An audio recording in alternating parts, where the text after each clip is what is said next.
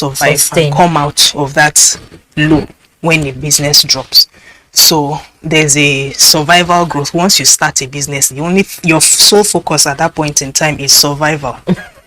I want this business to survive. I don't want my business to die tomorrow. So after that, then there's the growth period where the business starts to expand and all that. So this is a process. You don't quit your job at the age of 40 or 45 and start going through these highs and lows at that point in time. So you have to find a way to make your time work. So you're able to accommodate these different stages while you're still on your job. Yes. And then when you get to that time when, okay, I want to leave this and start focus on this only, you will know. You will know. So you will know. that is it. And education itself is not bad. Not everyone is going to be a business person, but we still need people working in offices, you know. Education is not bad. Apart when people talk of education, what comes to mind is academics. But you know, one of the best places to study, to master emotional intelligence is in the school environment. You're dealing with lecturer, you're dealing with course mates, you're dealing with supervisors, you're dealing with friends in the hostel. Another good place to learn time management. These are disciplines that would help you in life, in business. So there are so many things. If one has the opportunity to have an education, if someone is educated, you have a degree, whatever, you have an advantage over someone who never even went to school. So we shouldn't demonize it. It gives us a platform. Yes, it does. So thank you so much for coming. It does. Thank you so much. You're Thank welcome. you. See you next time. Thank you so much for tuning in. Until next time. You will have to jump off a cliff just knowing that you will not crash. Let me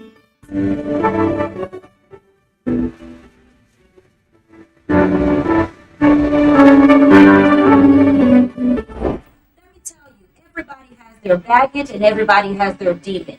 So you might as well deal with your own demon. Everything will work out fine. If you're not in control of your emotions will be in control of you.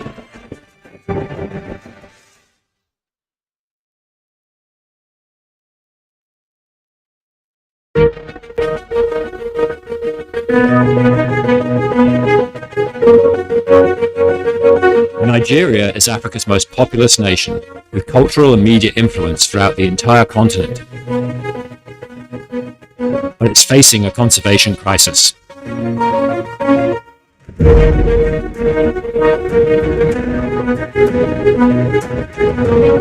Its wildlife and national parks are highly endangered by poaching and illegal logging. It's the epicenter of the illegal trade in ivory and pangolin scales, with tons of products representing thousands of animals seized in recent times by customs. It has strong demand for illegal bushmeat that endangers animals and risks introduction of zoonotic disease. But Nigeria could be a conservation leader. With Lagos leading the way, Nigeria is updating its wildlife legislation. It's improving its wildlife law enforcement, and it's revolutionizing its public awareness. WildAid and its Nigerian partners are launching the largest ever conservation awareness program in Africa to drastically increase coverage of wildlife issues. Working with government agencies, working with the media,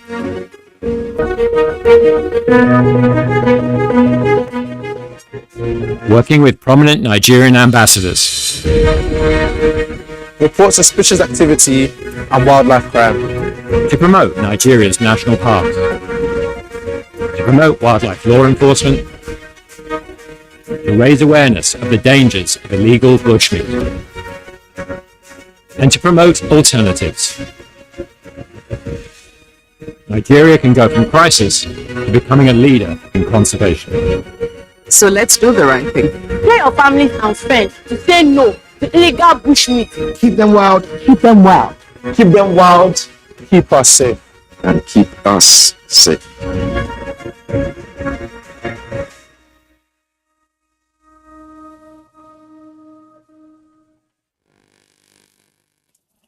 Bayelsa is a state of immense and varying cultures. This is in turn handed over from one generation to another.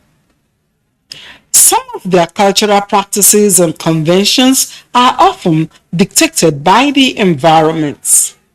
The Ijaw people of Bayelsa State are predominantly fishermen with their lives revolving around water.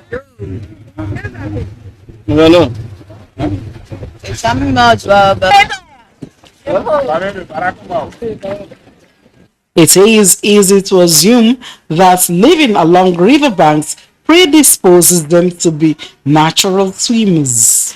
The truth is that infants in Bayelsa State are prepared for the challenges of life on water early in life through immersion. This is usually done by the mother, father, or sibling. I have to taught her from this little stage so that she can learn from others. When she comes to the water side, she cannot be afraid of the water, none of the environment. We dey carry our children dey come water as the baby small. We dey carry am dey come water, make dey come dey swim for small as we dey drop am for water like that, so that the baby go learn how to swim and the baby no go fear river. Olden days time, children go swim even though dem converside for river, dem go swim because dem no dey lost because dem sabi swim. But nowadays children, as the mother, the few one when the mothers dey carry dey learn, dem sabi how to swim. The one when dey come river now, if they enter water now, they don lost. That is why we dey learn our children to swim. At what age is this usually done? 3 to 4 years time, we carry them to water side. If we burn them, if we not carry them to water, the children sometimes then they fear. If you put them for boat, then they fear, they cry. If they carry them to water, if then they do like that, if we carry them go fishing self, they not they fear again. If then they see flambeau or waves them, they not they fear. Then just they look at, they laugh, they play, they carry them fishing. After we fishing finish, we just come carry them come back. With this, the child grows up to explore and conquer his environment.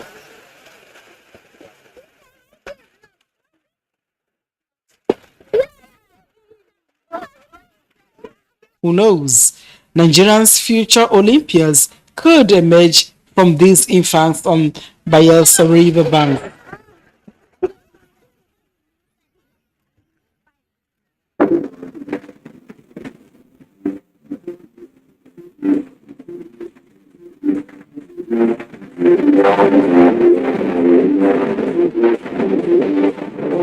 Hello, it's a warm welcome to Sports Show, reaching live on the network service of the Nigerian Television Authority. And give George.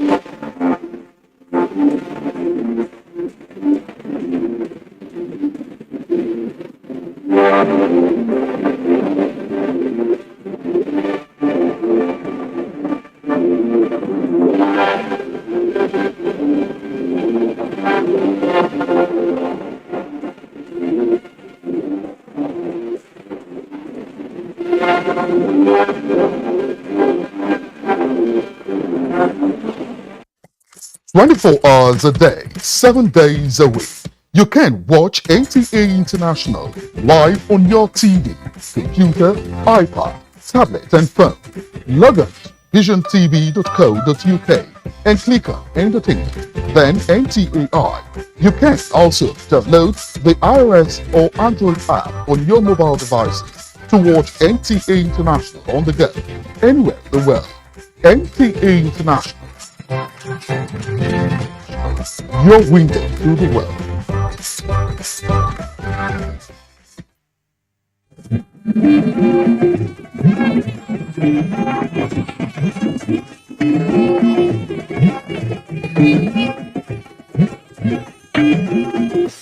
This is the network service of the NTA.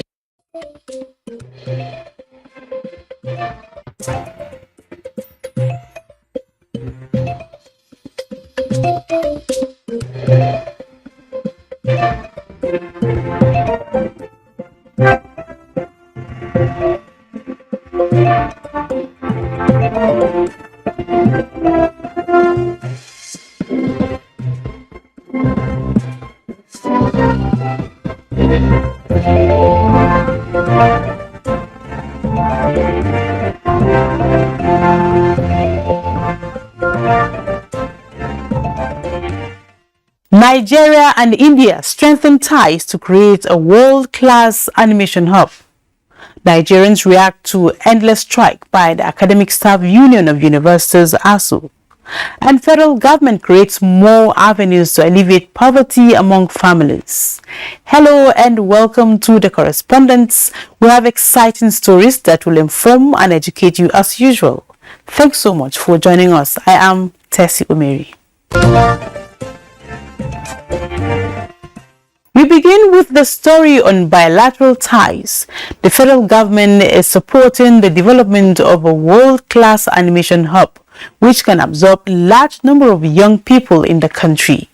Minister of Information and Culture Lai Mohammed said this at the Nigeria-India Trade Forum in Abuja.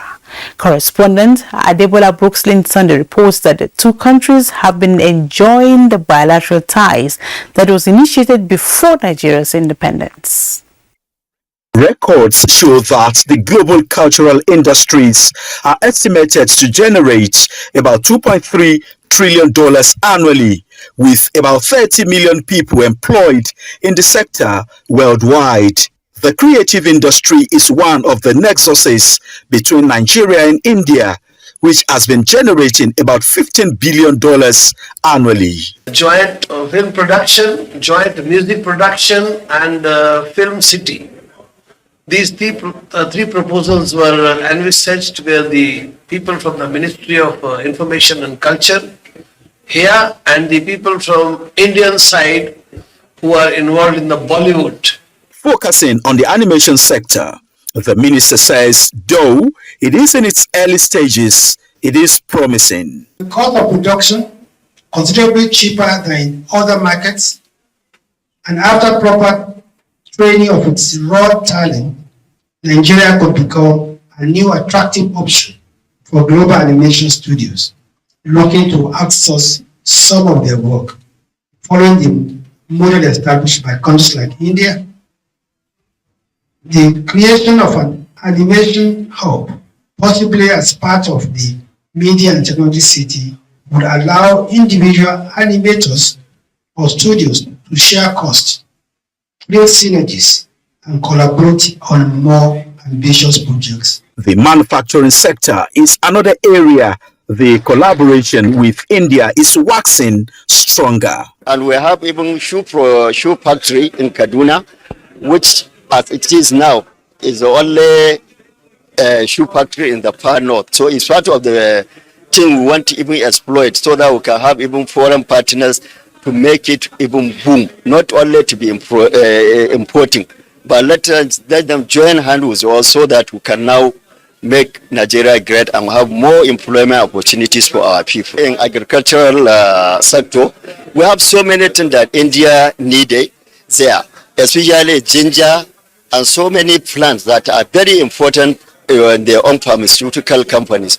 So I'm very sure we will start exporting from Nigeria to India too. Provision of quality education and healthcare service delivery are other areas of partnership which the forum is taking advantage of with the aim of discouraging medical tourism. We have more than 300 Nigerian students in our university campus from almost all the states and other African nations also.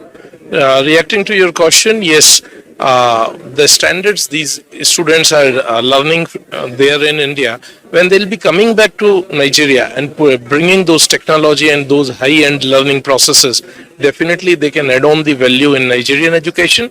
And we are also planning to come up here in Nigeria and bring out a campus so that we can provide the same level of education to everyone here in Nigeria and can take it to the root level, thus bringing in Nigeria and India better and together.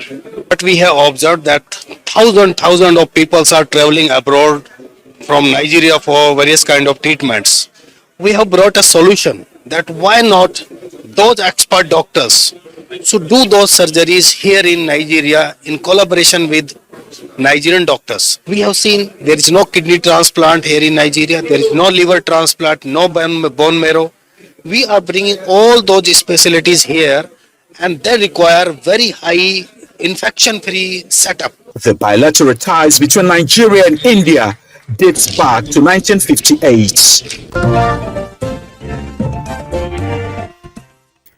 Thank you, Adebola. India and Nigeria have enjoyed deep-rooted bilateral relations with the establishment of diplomatic house in Lagos in November 1958. That's 2 years before Nigeria became independent. For many Nigerian students, the pain and frustration of losing a session in the academic calendar can never be quantified. And just when they thought that hope was in sight, the Academic Staff Union of Nigerian Universities, ASUU, gave them another shocker, the extension of the 6-month-old strike. This move has got many Nigerians asking if strike is the only means to resolving crisis in the education sector. Correspondent Abdullahi Musa Suleja provides answers. ASUU has been on the news, having held the university system to ransom, sequel to industrial action. Part of its reason is the non-implementation of the 2009 agreement between it and the government.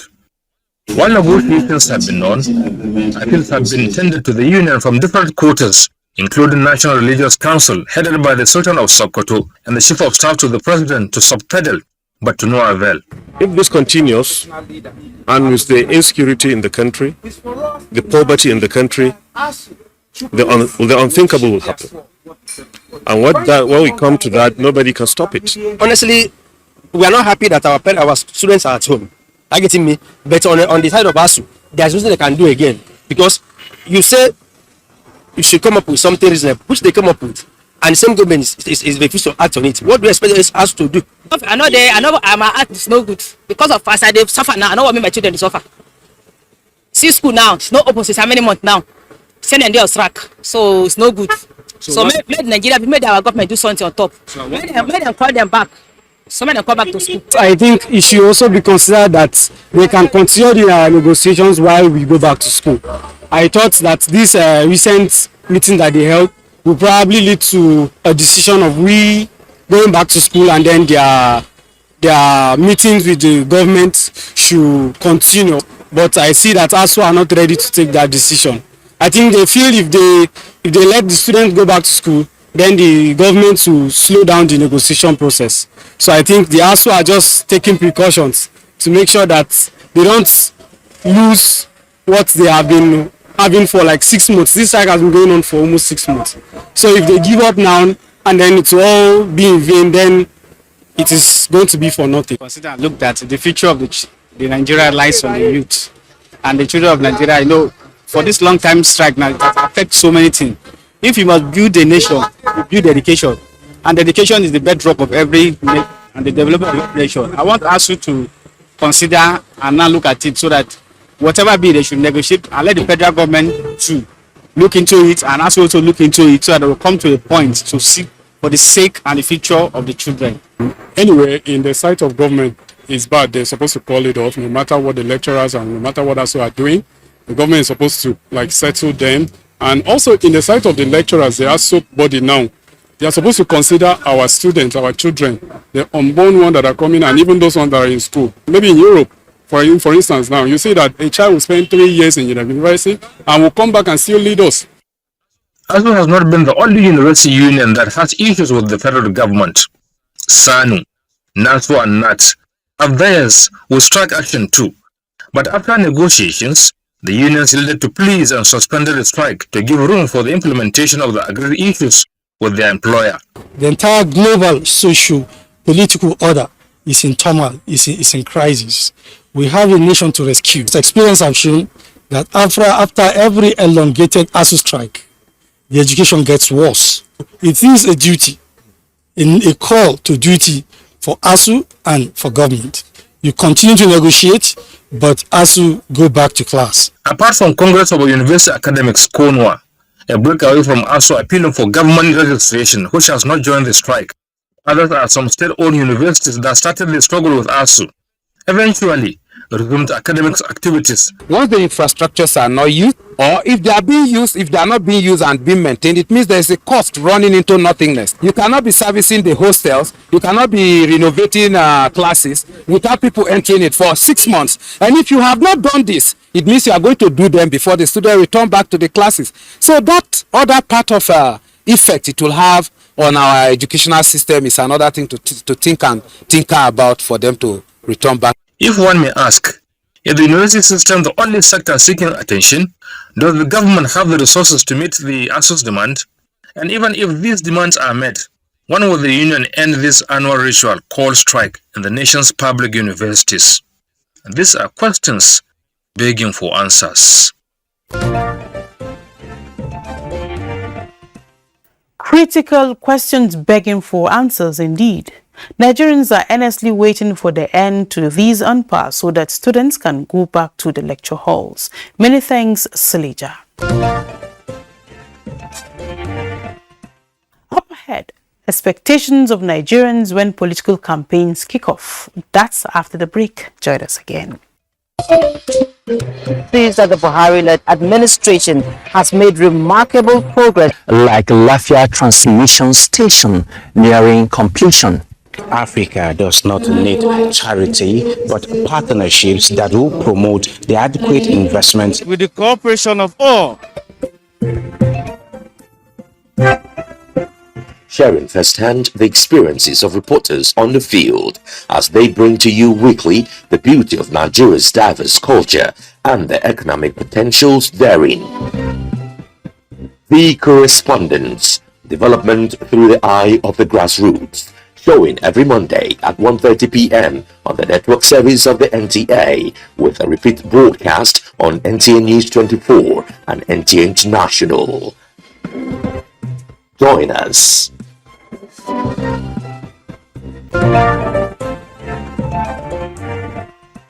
Welcome back to The Correspondents. Our next story is on poverty alleviation. Breaking barriers of poverty and providing opportunities for a better life for families in Jigawa State has been made possible courtesy of the federal government's conditional cash transfer of the National Social Investment Program. In this report, correspondent Ibrahim Bello examines the workings of the scheme and how it is impacting positively on the families, changing their living condition for the better. Fatima Abdu is a mother of 10 who hitherto depends solely on her husband for her day-to-day needs. However, her condition changed with the introduction of conditional cash transfer, which she used in obtaining her 3 grinding machines. Another beneficiary, Salamatu Saleh Andaza, whose story is like that of many women in rural areas, is motivational as she engages in groundnut cake and oil business to take care of her children, apart from the goat she rears, courtesy of conditional cash transfer. We are enjoying the conditional cash transfer grant. I joined contribution to buy the grinding machines and make 4,000 to 5,000 naira daily, apart from taking care of household needs. Since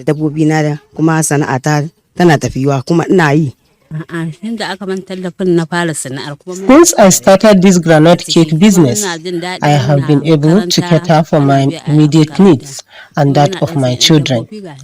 I take care of their school needs.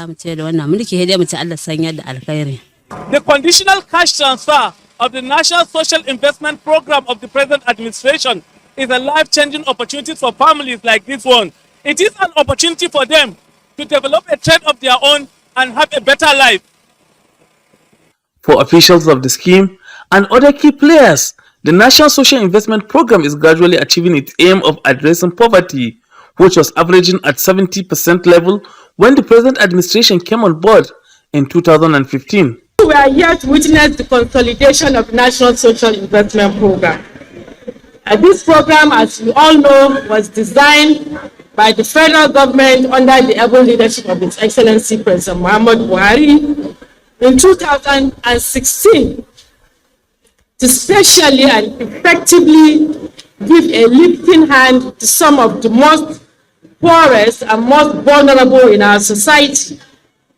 And this program is being implemented in close partnership with the state government. This effort is a clear demonstration of our collective commitment as leaders of this country to address poverty, which today is the core developmental challenge confronting us as a people. You heard from the coordinator that 657 households enjoy the cash transfer of 5,000 monthly or 10,000 in 2 months. So we have seen the dramatic increase in wealth in our own state, courtesy these programs that you have churned out and the programs that President Muhammad Buhari bring to our doorstep in farming activities. Eligible beneficiaries of this program is poor and vulnerable groups. As you rightly know that the present administration is aiming to uplift the living standard of poor and vulnerable groups. So mostly females groups are the ones that are mostly female groups are going to benefit, and we have over about 5,000 benefit to be benefit from this program, and each beneficiary is entitled to have 20,000 naira. We are expecting a history exercise because we have articulated all our plans, and the technical team are on grounds. Likewise, the civil society organization, particularly the independent monitors and the security agencies, are on ground. So we are going to pay the eligible beneficiaries that are rightly available, and later we are going to extend the payment across these cities and territorial zones we have in the states. The largest social investment program in Africa, established in 2016, is gradually inching closer to the target of the administration of lifting 100 million Nigerians out of poverty, as well as reduce national poverty indices, especially in rural areas. So far, so good, Ibrahim. Such programs has greatly improved the lives of people, especially in communities. And talking politics, in a matter of days, electioneering campaigns will hit the airwaves with various jingles and messages of hope. All things being equal, 28 September 2022 remains sacrosanct for the lifting of ban on political campaigns and other activities to usher in the much anticipated 2023 election cycle. And as a nation with multi-party system, the podium will rise again in response to the call of politicians to Nigerian audience to woo supporters and votes. But how should they speak to their target population without hitting up the body politic? Correspondent Akwanga has answers. Nigeria will be 62 come October 1, 2022. A multi-party democratic nation with critical players keenly contesting for power within a periodic framework as permitted by the law to govern for a period of 4 years and seek renewal of tenure as it is in the case of the executive, while the tenure for the legislative arm is not time-bound. In few months to come, politicians vying to fill in various elective offices will be on top of their games to galvanize support and canvass for votes, as it has always been the tradition during campaigns. Andy Jatto, a retired immigration officer, is 67, 5 years older than the Nigerian state, and has witnessed several elections in the country. He believes that issues-driven campaign is apparently an evidence of a growing and stable democracy. Anybody that is coming on board has said him first and foremost, is it divorce of tribal sentiments? Is it divorce of religious sentiments? Is it divorce of sectional sentiment? If you find out that the man is divorced from that, I think that's the right president for Nigeria. Like Jatto, some Nigerians shared similar perspective on the value addition issue-based campaigns bring to the political space, and appealed to politicians to display maturity and play the game by the rules. Those who are aspiring to lead us in the year 2023 to go to issue-based, so that they can tell Nigerians what they can do for our people. We have passed the time of calling names or throwing jeeps on people. We should look at issue. I believe that if I'm a supporter to a particular political party, I should be asking the party that I am supporting you. What do you have on the table when you come in? We are not campaigning on religious basis, nor are we campaigning on ethnic basis, nor are we campaigning on zonal basis. By time we stopped, damaging each other in the name of politics. Who cares about those things you are talking about an individual? Tell us about our nation and what you're coming to bring on board. Stakeholders should stop spending money in packaging themselves. They're making themselves look good. Image making. Yes, it's good, but it's not the ultimate thing we were looking for. We're looking for who understands Nigeria and the pains of the youth. Our strength is not being tapped. 70% of our population is in the youth. You must tell us something that will make us engage them better. You must tell us something that will... I came up with a bill last time for Enterprise Bank for the youth. That's the kind of thing I want somebody to buy in, just like the African Development Bank bought into that. And they are building 13 banks across Africa now. That is Youth Enterprise Development Bank. Nigeria should embrace it. That's the kind of thing we want to see in your issues that take care of this sector, which is the youth. We don't want to attack candidates. We want to marshalize the issues and the programs that our candidate offers to Nigeria. Elaborate them, sensitize them, get them better informed about those programs, and then dwell on the program, not attacking individuals or personalities. That is the campaign we are carrying out. And I don't see why people will continue attacking opponents in an election that is coming.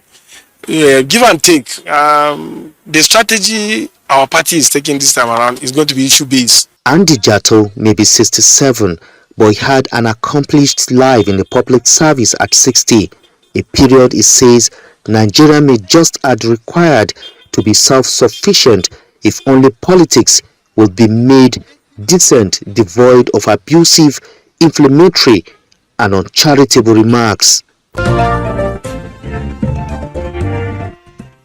Indeed, Abubakar Akwanga, Nigerian politicians should rise above mudsliding in their campaigns. Nigeria is matured enough for issue-based campaigns, and that's the way to go.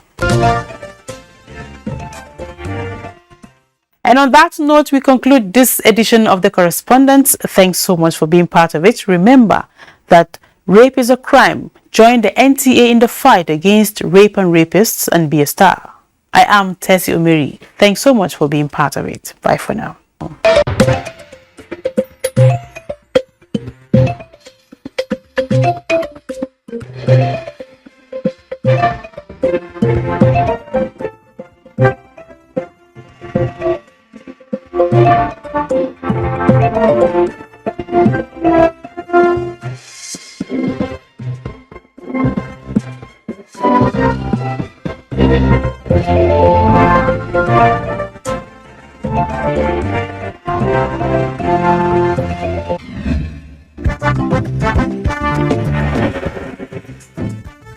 And there's a start.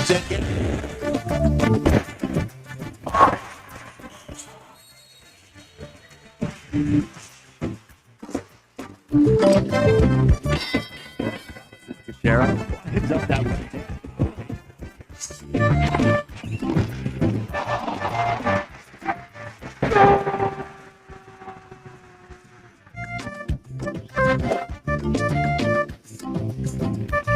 Archbishop of basketball. Go! He hung on that net like a stalk up a tree. NTA Sports 24 brings you all sports, all time and all day.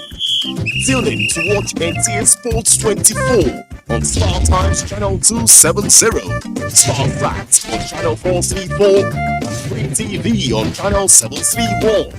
NTA Sports 24, where sports thrive. Understanding the universal language and timeless qualities that every great art piece exudes is a quest for many. Art is a means of communication, a symbol of humanity, depicting aesthetics in various forms. Art connotes strength and visibility as a way of preserving heritage, promoting culture, and painting pictures of our daily realities.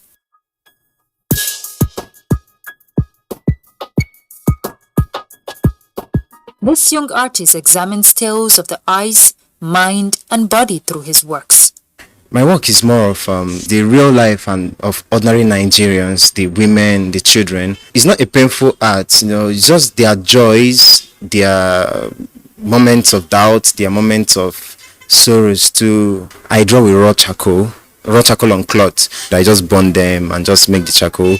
A combination of brevity with comprehensive suggestiveness that appeals to one's sensibility. One cannot ignore the depth each art piece possesses. But how well do people appreciate and understand these artworks? You know, you can see they are about to cross the road. So I saw the painting that you look before you leap. The child at the mother's back is relaxed. That means she trusted the mother so much that she's capable of protecting her from any danger. When I look at that painting or this one, it tells me something, and I'm able to understand the strength of a woman. And looking at this painting, I could easily relate with the average Nsukka woman.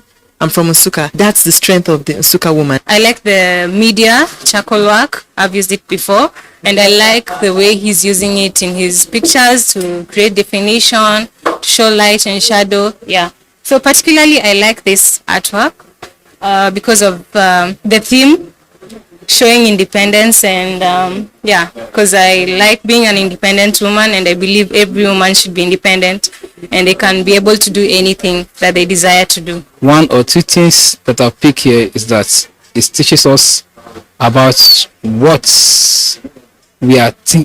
are we proposing in the narrative structures. Look at the woman in the there is showing that, okay, you can better yourself where you are, not necessarily when you move to cities. So people in the rural area, they too, if you are content with what you have. Every art piece speaks to the soul, with its peculiar references to details, although we may sometimes get lost while trying to understand its central message, and this can only be related by the artist. This is one of my favorite pieces. The piece is actually recent. I titled the work The Gaze. For some reason, something captures their attentions, and whatever they are looking at, it's not making them sad, it's not making them happy. Children actually look up to their parents to see whatever they are doing.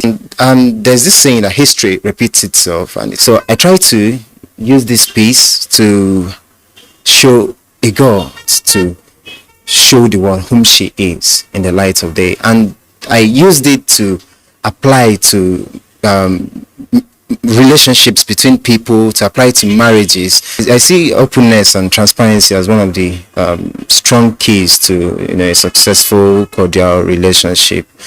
Every artist has a unique approach and diversity to its interpretation. However, despite its broad approach to our daily realities, art appreciation and collection still poses a major challenge in this part of the world. Promoting art in primary schools especially, we try to encourage children from the beginning, the primary schools, the importance of arts. They will understand that it's also a profession that somebody can easily really enjoy and express themselves through. I think art gives a lot of story about a country or people or a nation, and we should always preserve artwork. Because it will be used in future generations to tell a story of the past. We don't really blame those that don't appreciate art. You have to have conquered, food as a problem to be able to appreciate things like luxurious things. Most of us, we live a life of survival. It starts from building ourselves as a nation first before we can actually appreciate art. Art is no doubt a benchmark for nation building, a great assurance to sustainable growth, especially with the strings of creative expressions all around the country. If only we can look within and let every art piece we set our eyes on speak to our minds and body, then art appreciation will become more valuable. Although social media as a channel of communication is inherently harmless, it becomes harmful and damaging.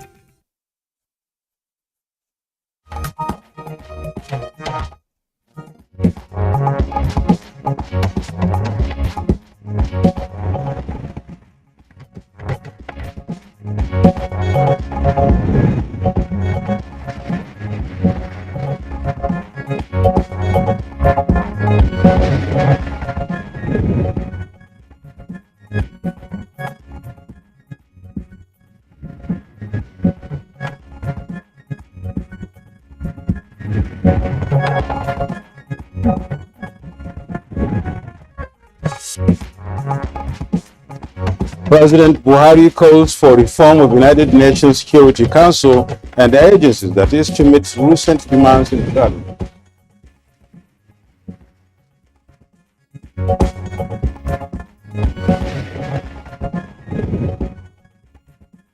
INEC's final list of candidates. Next year's elections continue to generate reactions.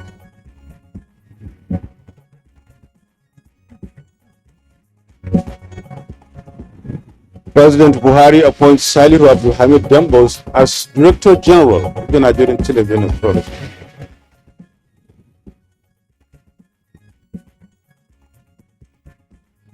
And Good Morning Nigeria today, we shall discuss President Muhammadu Buhari's farewell address, UN General Assembly, the National Investment Court Order.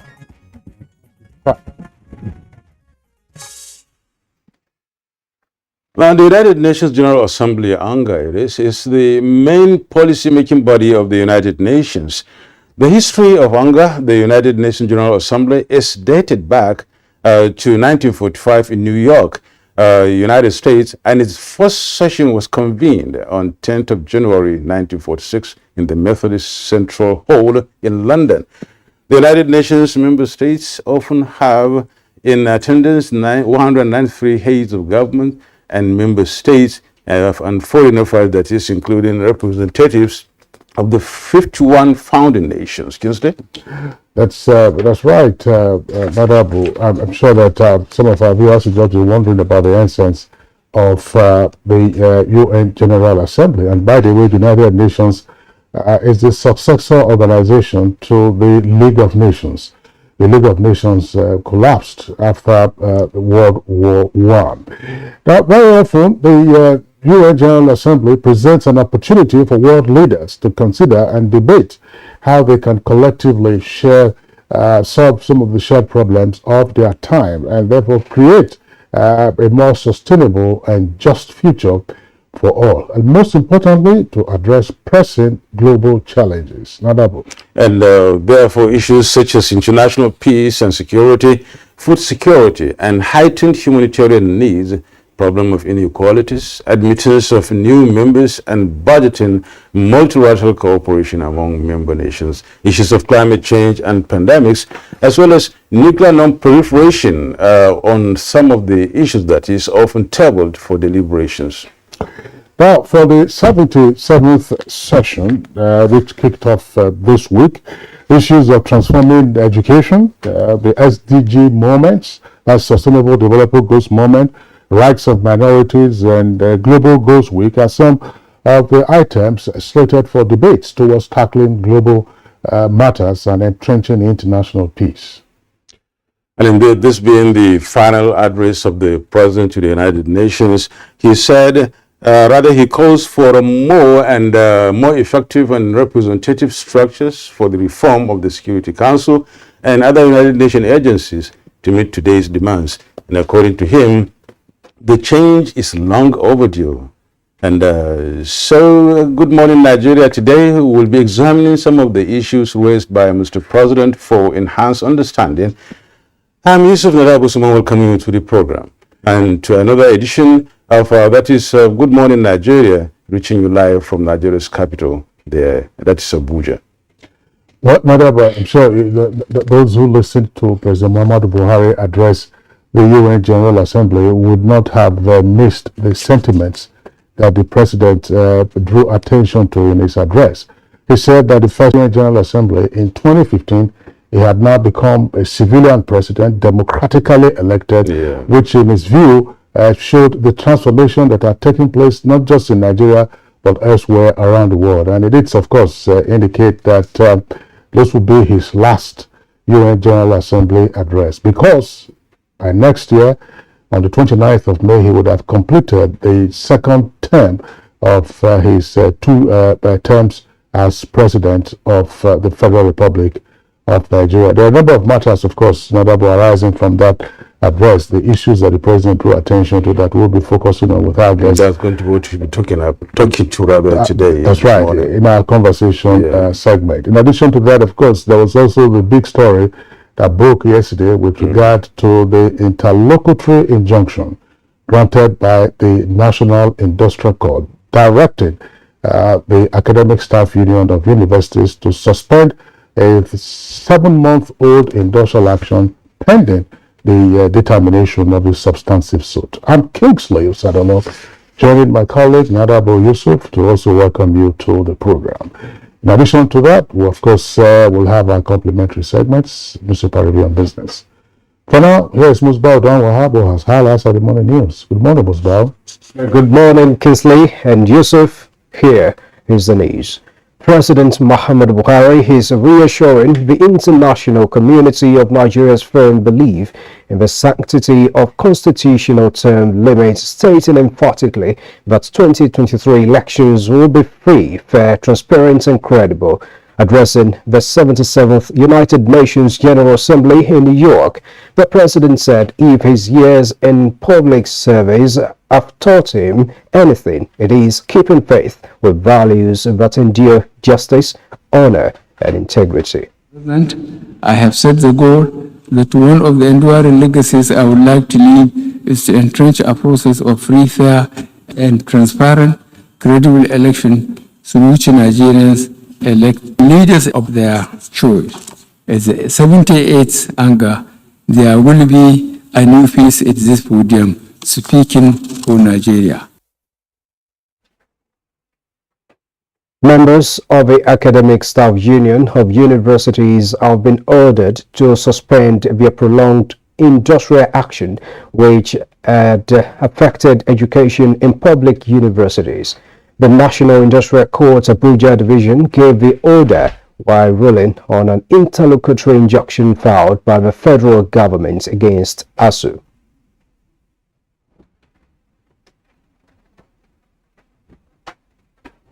It recognizes the fact that without education, there will be no rule of law. I thank the judiciary for saving educational development. What has happened is that the past 7 months, educational development has been halted, particularly in public universities in Nigeria, which ought not to be. As per the next action, there are quite a number of options open to the union. We will study the ruling with the legal team, and then we will adopt the most appropriate option. And now the National Assembly Senate has confirmed the appointment of Justice Olukaide Ariwola as the Chief Justice of Nigeria. The legislators also passed for second reading the bill seeking to increase the number of judges of the Federal High Court from 100 to 172.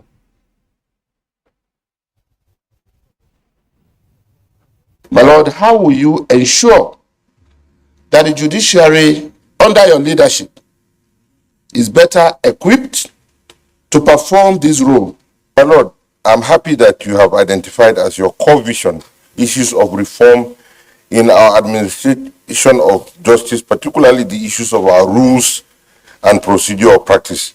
Lawyers may soon address the court from the comfort of their chambers once they are properly briefed. What has been our problem is fun. There's need to improve on the way we file processes, the way we still do a lot of writing. Will the Senate confirm the nomination of Honorable Justice Olukayode Ariwola for appointment as the Chief Justice of Nigeria? Those in favor say aye. Aye. Those against say nay. The ayes have it. The alleged murder of a young lady, Umme Kalthum Buhari, last Friday in Kano by Chinese national went viral on social media. Now, the House of Representatives has joined in condemning the incident as it passes a resolution to conduct an investigation into the matter. It took Mr. Game more than an hour to force himself into the room of the deceased, so that the attack and subsequent killing of the deceased person was a well thought out plan by Mr. Genk. What is the legal status of this man in question? What does he do as a survivor in Nigeria? President Muhammadu Buhari has appointed Mr. Salihu Abdulhamid Dembos as the Director General, Chief Executive Officer of the Nigerian Television Authority (NTA). The Minister of Information and Culture, Lai Mohammed, announced the appointment in a statement in Abuja on Wednesday. He said the appointment is for tenure of 3 years in the first instance. Until his appointment, Mr. Dembos was the Executive Director Marketing of the NTA. He has served as General Manager of 2 NTA stations in Lokoja and Kano, and as Zonal Director, NTA Kaduna, among other appointments. That's a bit of the news for now. We have more in the course of the day, and the program Good Morning Nigeria will take a break now and returns in just a moment with Yusuf and Kinsley. Wake up the champion in your child. Give them energy to go further. Milo Active Go and the natural goodness of malt, milk, and cocoa helps wake up the champion in your child. Milo. Hi, Mom. He's going to play in this weather. Why did you let him go? He might fall ill. And if he doesn't go out for practice, how will he win more trophies? To protect our family from illness-causing germs during the rainy season, we use Dettol soap every day. Dettol with Germ Defense gives you protection. Rainy season brings a lot of germs, and Dettol soap's Germ Defense protects you from up to 100 illness-causing germs. Dettol soap is endorsed by the Nigerian Medical Association. Be Dettol Show. Today, we are here to tell you that while we may not be there yet, our military and other security agencies have succeeded and are succeeding in substantially restoring security across the nation. As far as the daunting security challenges we face are concerned, we can tell you that the worst is over. And never again will terrorists and bandits and their cohorts hold sway in our country. This message is brought to you from the Federal Ministry of Information and Culture.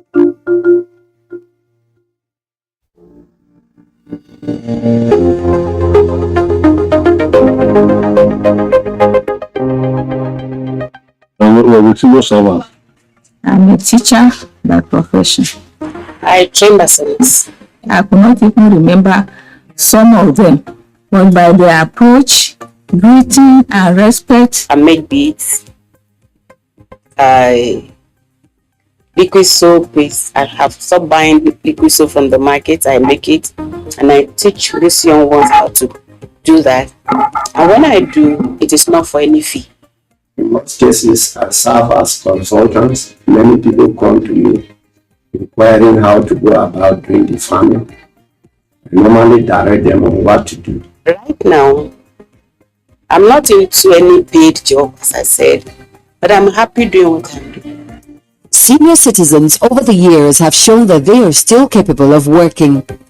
They have shown that retirement is only but a social construct, not a limitation. Senior citizens until the end carry around a wealth of knowledge that we can tap into. They have walked these journeys we now walk today. They have amassed all of these experiences so they can stand holding the torch so we do not stumble in the dark. Our senior citizens are national assets, packed full with inestimable value. They should not be condemned to a life of obscurity, but one where they serve to illuminate our path. Promoting senior citizens for intergenerational workforce.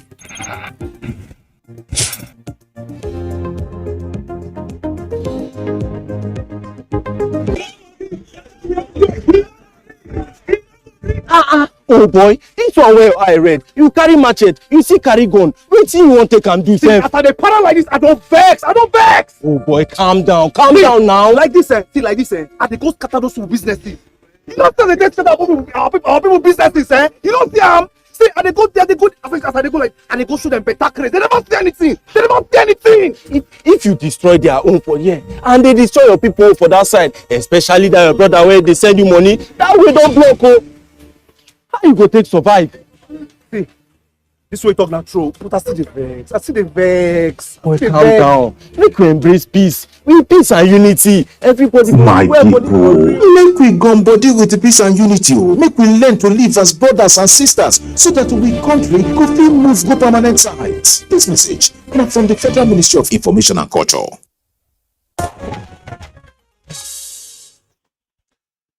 Now, prices of cooking gas and kerosene increased by over 100% in 12 months. Let's now join Aliko Panachi Arua for details.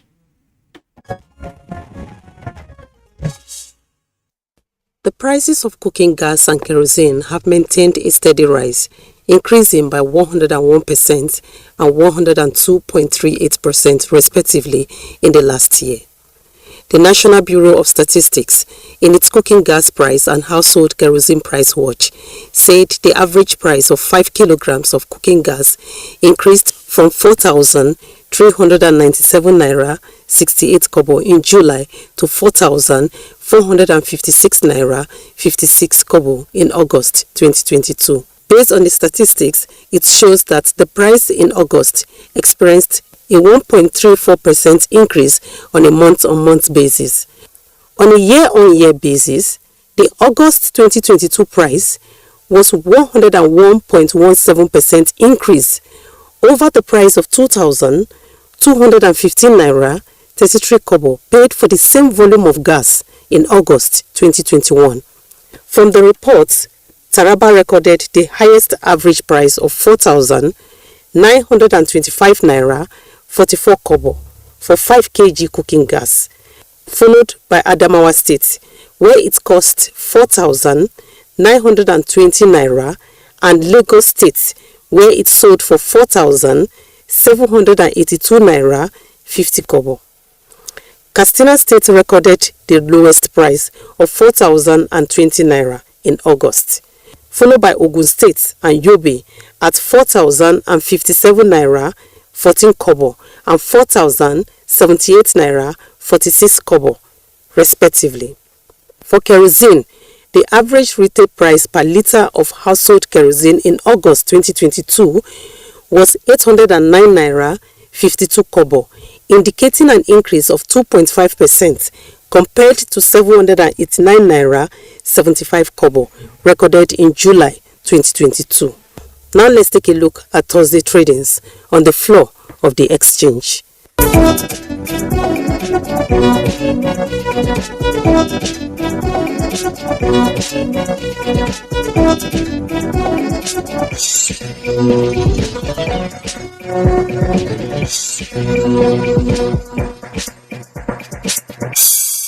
With business news, Alika Opanachi Arua. Thank you very much, Alika, for the business package. Up next is newspaper review.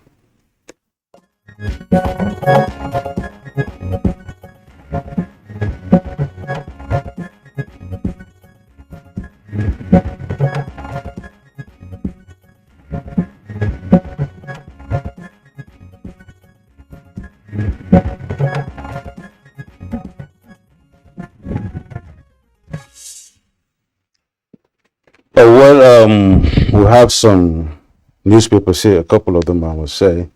I have the Punch, I think Kingsley has the Daily Trust. So let me start up with the Punch and then see what we have on the front page of the Punch newspaper this beautiful Thursday morning.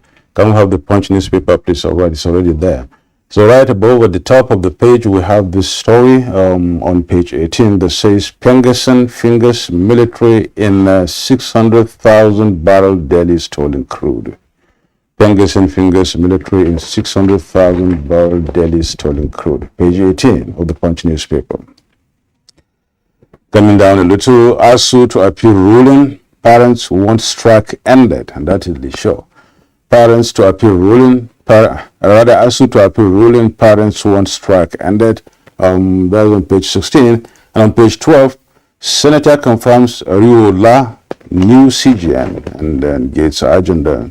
Senator confirms Ariola new CGN Gates agenda details on page 12. And on page 8, court set aside for $7 million Paris Club payment judgment.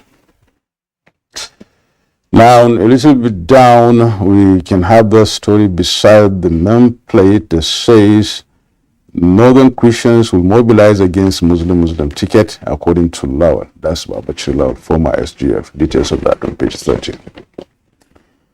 The big story here on the Punch is ASUU must go. PDP calls emergency meeting over governors, others gang up as Wike, Makinde, Fawishe, George, Ghana, others pull out of presidential campaign. Get details of that on page 2. PDP calls emergency meeting over governors, others gang up as Wike, Makinde, Fawishe, George, Ghana, others pull out of the presidential campaign. And the writers are, Southern PDP bloc says Atiku failed to honor London agreement with Rivers camp. Atiku failed to honor London agreement with governor's camp. And the other writer is, I cannot decide ASUU's faith. Ex-Vice President replies aggrieved campaign council members. The picture story there, the photo story I must say is all about the 7th hunger. You can see the president here addressing the world. Then some of Nigerian dignitaries there also listening and watching. Then you have the other, insert there of President Joe Biden too doing the same thing. It says, Hunger, Buhari promises credible polls, seeks debt forgiveness. You get details of all this on page 30. At the foot of the page, 3 stories lie down there. We have one on pages 4 and 5. It says, fraudsters hack bank transfer 523 million naira to 225 accounts. Listen to that. Fraudsters hack bank transfer 523 million naira to 225 accounts. Get details of that on pages 4 and 5. And still on page 5, 4 killed in Kogi crash. FRSC warns drivers. And finally, on page 17, El-Rufai faults power sector privatization. Kingsley? All right, Honorable, thank you. Let's take a look at the front page of the Daily Trust newspaper. Daily Trust, below the name flag, you have the following headlines. But just before those headlines, still in captivity, this is a tracker of those who were abducted from their various schools. 11 schoolgirls of FGC Birni Yauri, 462 days in captivity. 1 student of Bethel Baptist High School, Kujama, 435 days, according to the Daily Trust. ASUU rejects court order for resumption, vows to appeal ruling. That's page 6. Then Shekarau remains NNPP's candidate for Kano Central. That's according to INEC. Buhari at UN, leaving legacy of credible elections in Nigeria. Atiku to Wike's camp, retrace your steps. 3 riders, we won't participate in campaign under ASUU. Rivers Governor's camp. Solution coming, that's a BOT chair. Crisis will benefit APC and others, according to an analyst. And the photographs there on the front page, they show pensioners who are protesting in Makurdi yesterday over their unpaid entitlements by the state government. Those pensioners in Makurdi who are protesting said they had not been paid their entitlements in 74 months. 74 months. That is 6 years. That's 6 years. 2 months. 74 months. 6 years and 2 months. Forex scarcity. I think, but let me just make a comment on this. When there are legitimate entitlements that are due like this, and the government or any agency willfully refuses to pay, there might be, in my opinion, a course of action by those who are owed.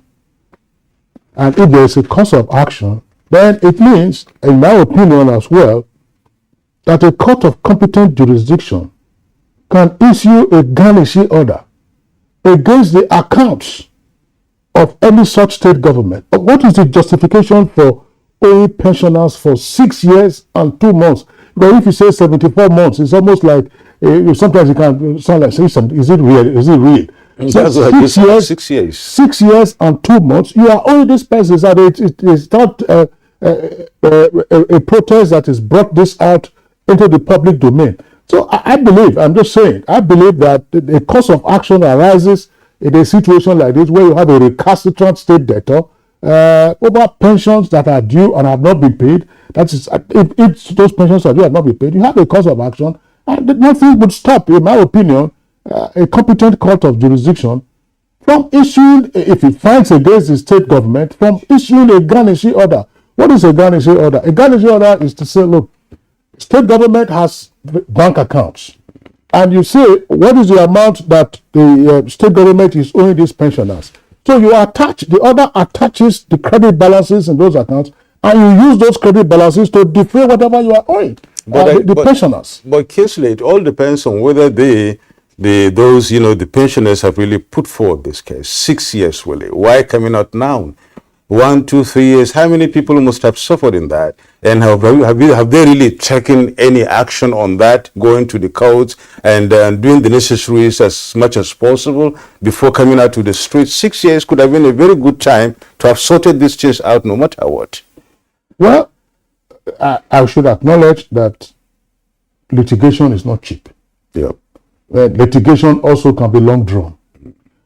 So the other leg of it to say, why are they coming out now? It may very well be that they had been sending representation, and you know the way pensioners are tossed about by those who are in service. Oh, no, don't worry, we will handle it now. We have some tight financial situation. We will handle it now. The governor says, or the state government says next quarter. Next quarter comes, and then how many of them have the strength to come out and say they want? Let's face it. Look, if you have financial obligations, and they should have financial obligations, they have to look after their health. And some of them will have geriatric cases. How do you pay your bills?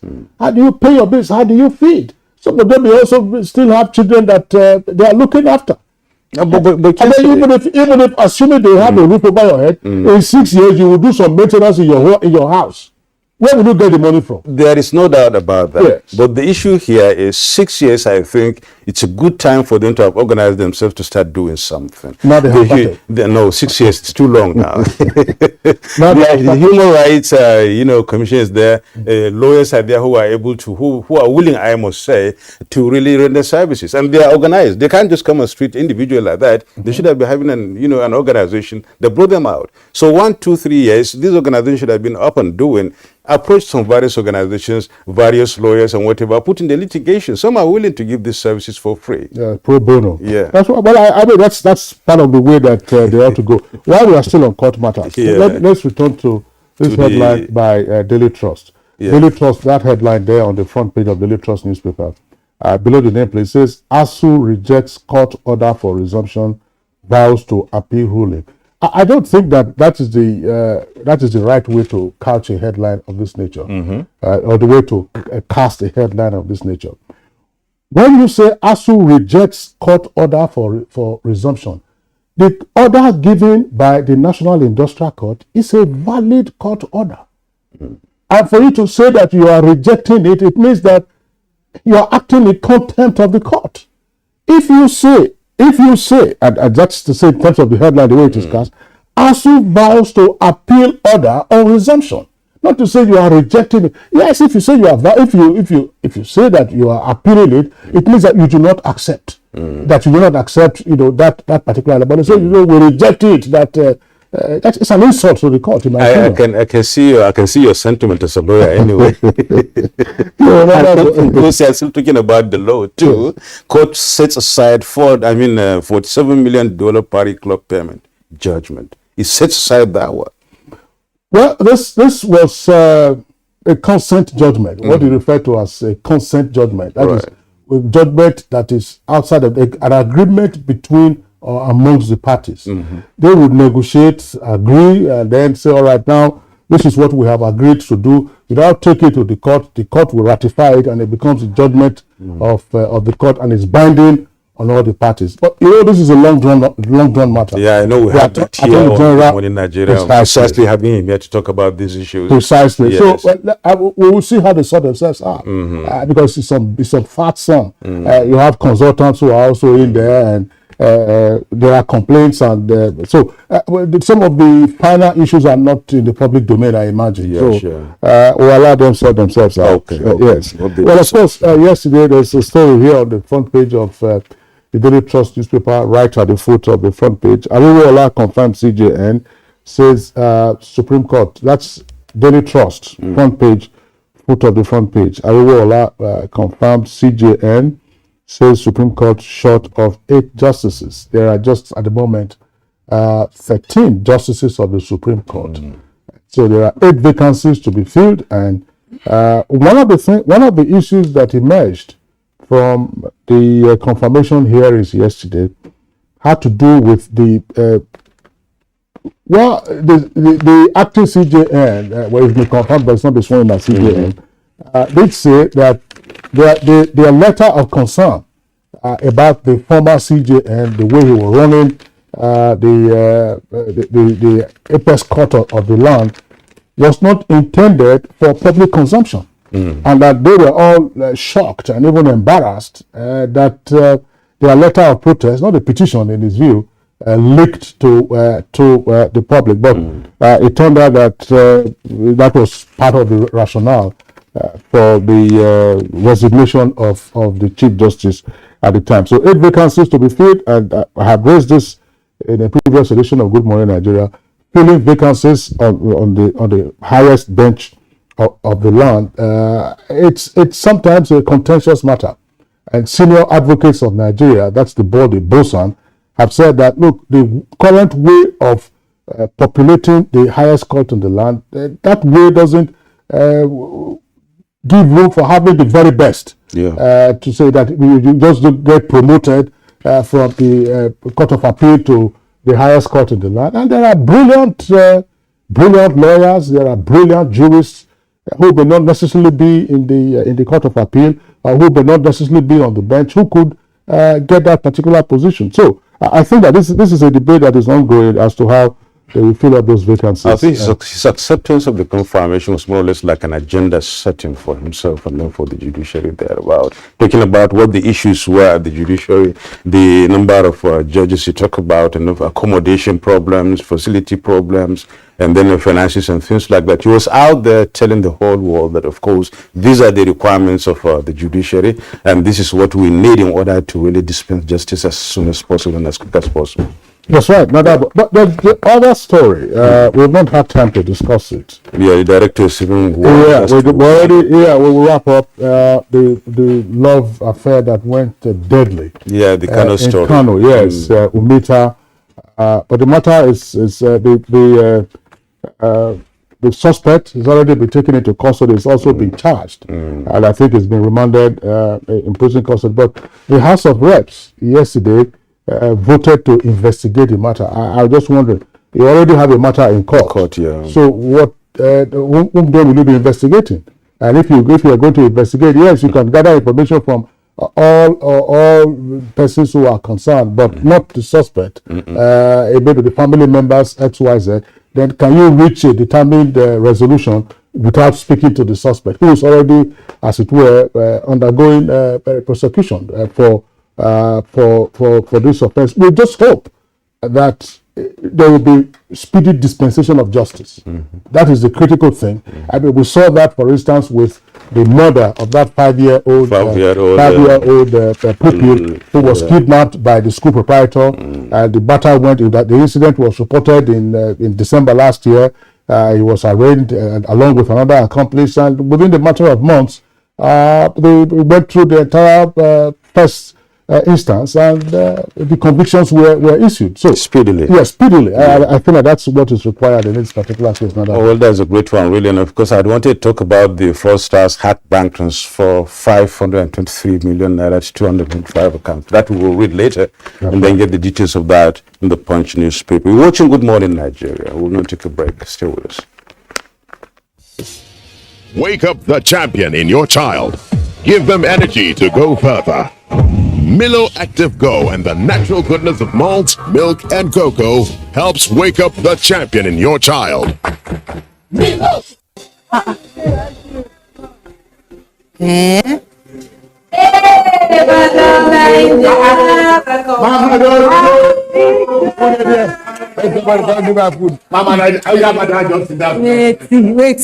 Mama T, wetin COVID vaccine poster they do for your domot? Abi, you don't begin work for those people. Big mommy, na me put the poster there. Our teacher say COVID-19 vaccine dey safe well and it go protect you, me and all our family from COVID-19. Our teacher sabi road o, big mommy. Make you follow who know road. My name is Dr. Chinonso Egemba. Then they call me Aproko Doctor. The COVID-19 vaccine na ogbonge way to take protect you and your family from wahala, sickness and death from COVID-19. Or you have to get your own free COVID-19 vaccine. Sharply go any healthcare facility way near you. The violent and criminal activities of indigenous people of Biafra and its arm wing, the Eastern Security Network, present the greatest threat in the Southeast zone. However, kidnapping for ransom, armed banditry, communal clashes have been some of the security threats that bedevil the region. Accordingly, joint military operations are being conducted in the Southeast to overcome the threats and to entrench peace and security. The military effort, in collaboration with other security agencies, are achieving the set objectives, which are the defeat of the threat and restoration of peace and security in the region. This message is brought to you from the Federal Ministry of Information and Culture. To every politician, as the campaigns gain momentum and passions begin to rise, remember, the errors of your opponents do not make you a success. Do not run down your opponent and inflame passions to violence between and among your supporters. What counts is what you plan to do for the electorate and how you intend to relieve the sufferings and bring succor. Nigeria is in dire need of patriotic leaders at all levels, leaders who will make national development their priority. Concentrate on telling the electorate what you intend to do when you get into office. Focus on making your vision clear to the electorate. Don't engage in verbal abuses, fake news or speeches. Keep dealing with issues that will bring progress. You win the hearts and minds of the people by being above board, by being civil, patriotic, and showing empathy. Let's join hands to make the 2023 elections peaceful. A message from the National Orientation Agency. What we face mostly now are flashes of cowardly attacks from the rump of groups that have been routed in one location or the other, moving to another to give the false impression that they are still strong. Our ultimate goal is to eliminate them altogether and restore total and lasting peace over every inch of the Nigerian soil. Sounding tall, but take it home. We are determined to ensure that every inch of the Nigerian soil is safe. That determination is there. The order has been given. But we shall continue to protect the lives and property of Nigerians and foreigners in our midst. We shall continue to work for the peace of the nation and deter elements that constitute threats to the people. We shall bear the full powers of the government to secure every inch of our land. We shall not rest until peace is fully restored to Nigeria. This message is brought to you from the Federal Ministry of Information and Culture.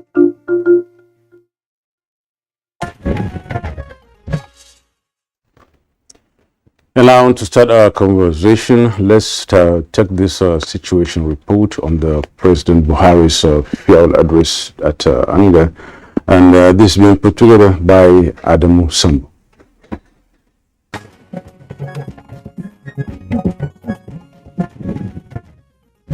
President Muhammadu Buhari takes the floor for the last time as democratically elected leader of Nigeria.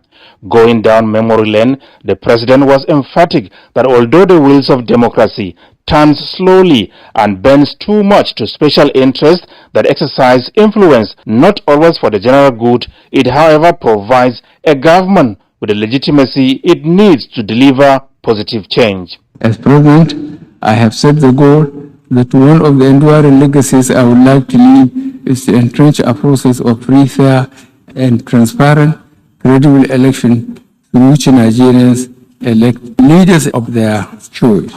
As the 78th anger, there will be a new face at this podium speaking for Nigeria. Nigeria, he said, has invested so much towards achieving the objectives and thanked partners for all the support provided the nation's electoral institutions.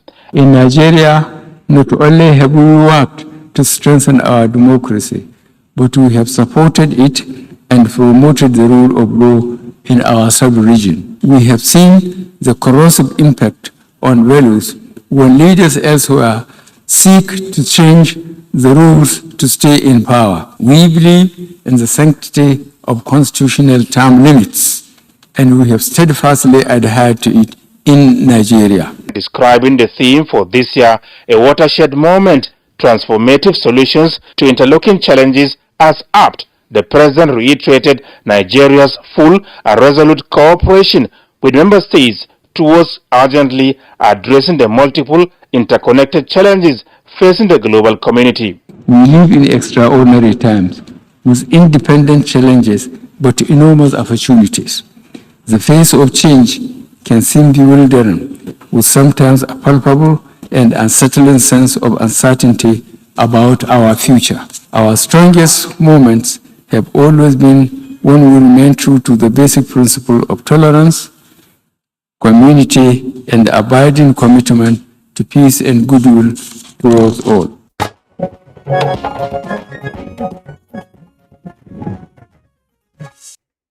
Joining us for a conversation around the President's address at the United Nations General Assembly via Zoom from New York, where the UN headquarters is located, is Mr. Femi Adesina, who is Special Advisor for the President on Media and Publicity. Mr. Adesina, we're glad to have you this morning. Good morning, and also good morning, Nigeria. Here with us in the Abuja studios, would like to welcome Professor Abiodun Adeniyi, the Base University. Thank you. Thank you. Good morning. And also we have in the studio here Honorable Sam Onyugo, Adam Onoigbo. You're welcome. Sorry for that slip. He's the President, Globe International, Globe Nigeria, and a member representing Ikwo Umar here in North and South Federal Constituency at the House of Representatives.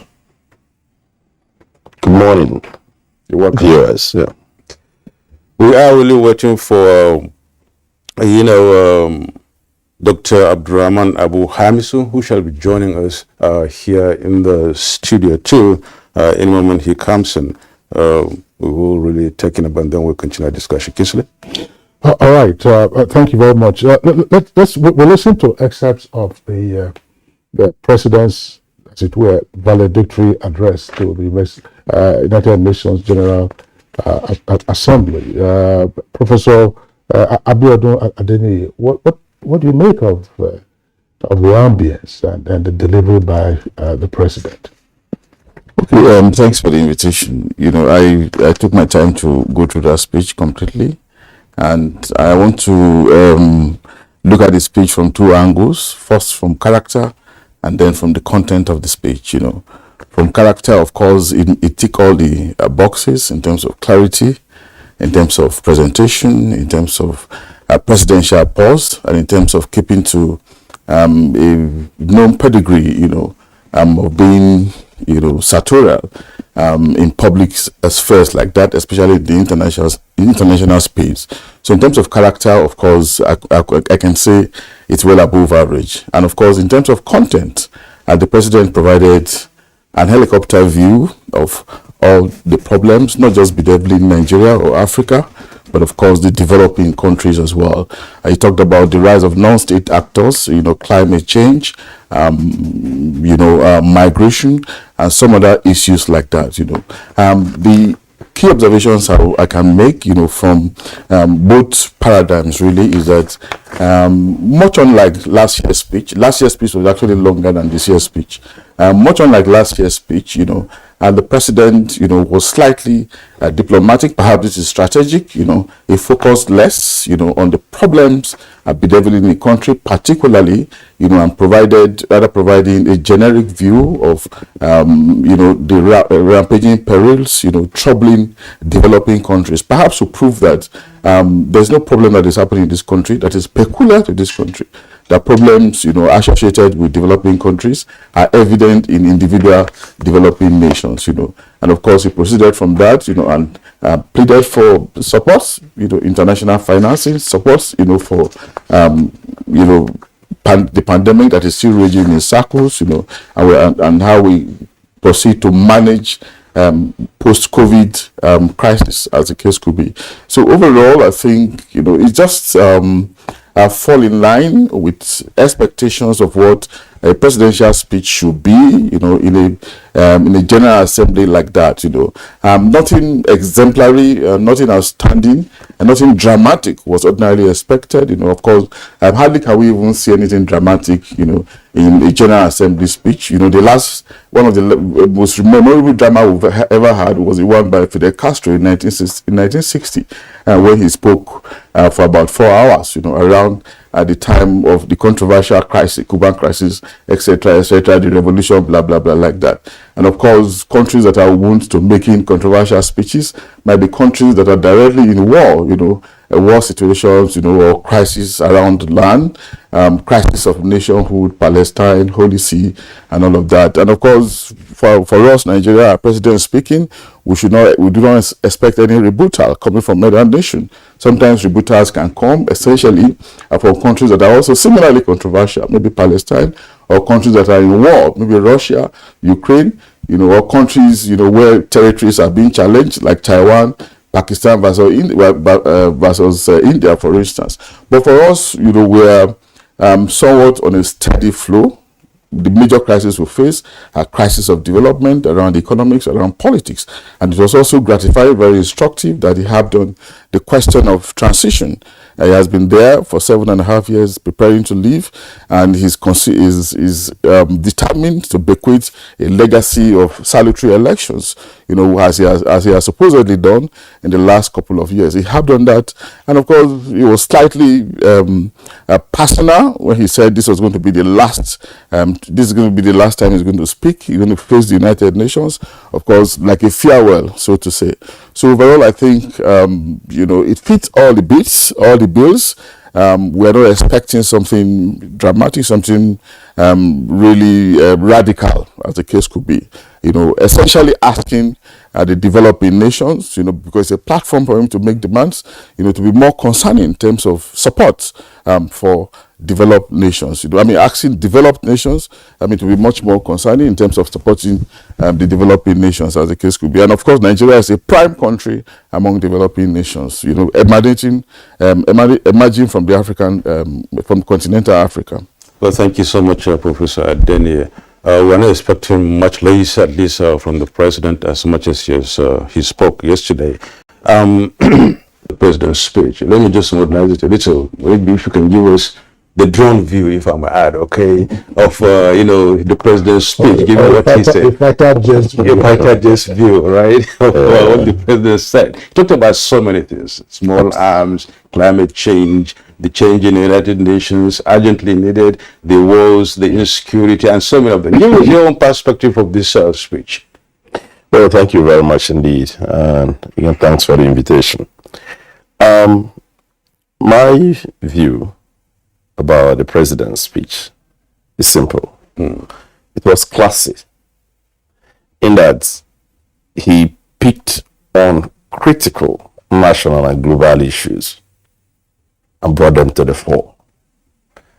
And that way, he wasn't speaking to entertain anybody. Because if you go through the speech, beginning from, acknowledging the change that has occurred at the UN in terms of the new leadership, and then going down the line, talking about particularly that you are going to have a free, fair, and credible elections that will produce a successor. So, coming from the angle of those early views by thinkers on the importance, thinkers like James Harrington and all that, on the importance of succession and tenure, and why constitution of a nation and term limits should be sacrosanct. He harped on that, and he identified it as one of the problems that lead to instability and fights when you have sit-tight leaders who want to alter constitutions. And so that was very profound, because he has known, he has seen, he has experienced that that's been responsible for the challenges that we have had, particularly around the sub-region. And he also talked about the issue of nuclear disarmament.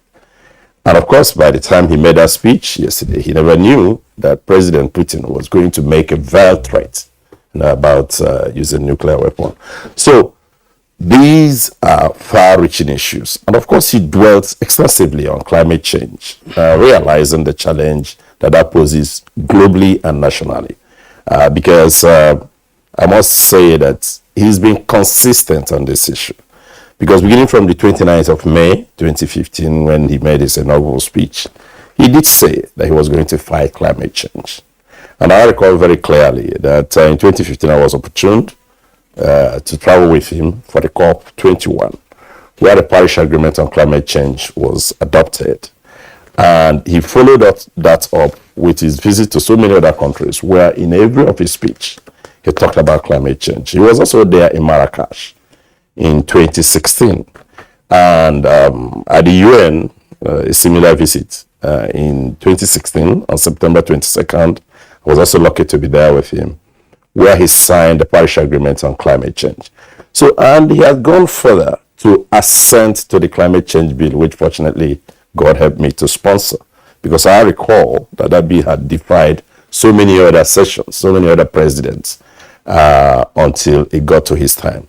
So for those things that he was able to itemize, and then to talk about the challenge that came from COVID and why we have to work together, as a global nation to solve problems, just like we were able to solve the COVID problem, which perhaps if it had been contained within where it came from, it probably wouldn't have become a pandemic.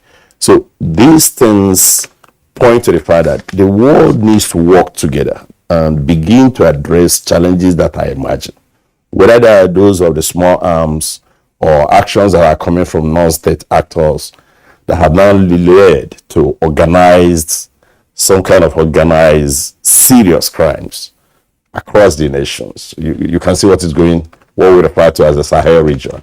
We are not only talking about the drought and desertification that are coming and threatening us, but you have seen that with the drought and desertification and the challenges of climate change, people have moved, carried arms, have pushed down to different parts, of this region. That's also keys into the efforts that the Nigerian nation has made, with the Great Green Wall, on how to tackle climate change, problems coming out of Lake Chad, and why we must address all those things. Because individuals who previously depended on a place like Lake Chad for survival today do not have anywhere to go for their minor skills, like farming, animal husbandry, and fishing, and therefore they have poured into the cities. So we believe that this speech it captures the moment, and hopefully we'll be able to use this speech to address some other outstanding issues. All right, thank you very much, Honorable Nubo. Well, let's go back to Femi Adesina. We saw him a moment ago on the screen.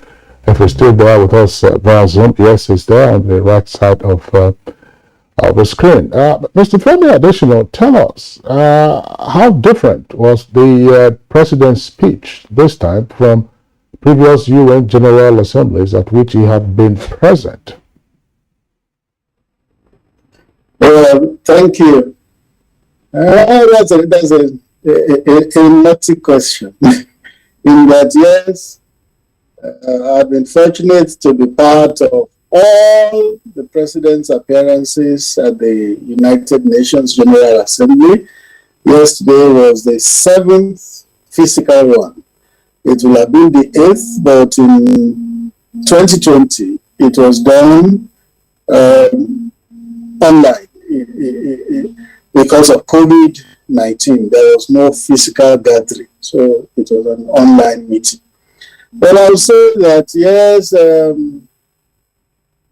compared to the previous speeches, this was the final one. It was like a farewell speech. I remember that some 6-7 years ago, President Obama gave his final address to the UN at the last year of his term.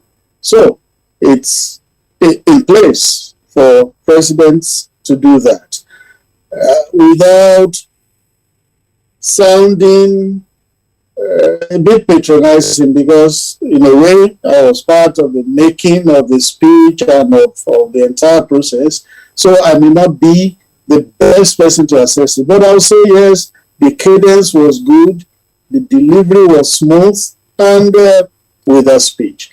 I spoke with Professor Muhammadu Bande, who used to be a president of the General Assembly and Nigeria's permanent representative to the United Nations. And he says the feedback that he got from that speech has been positive.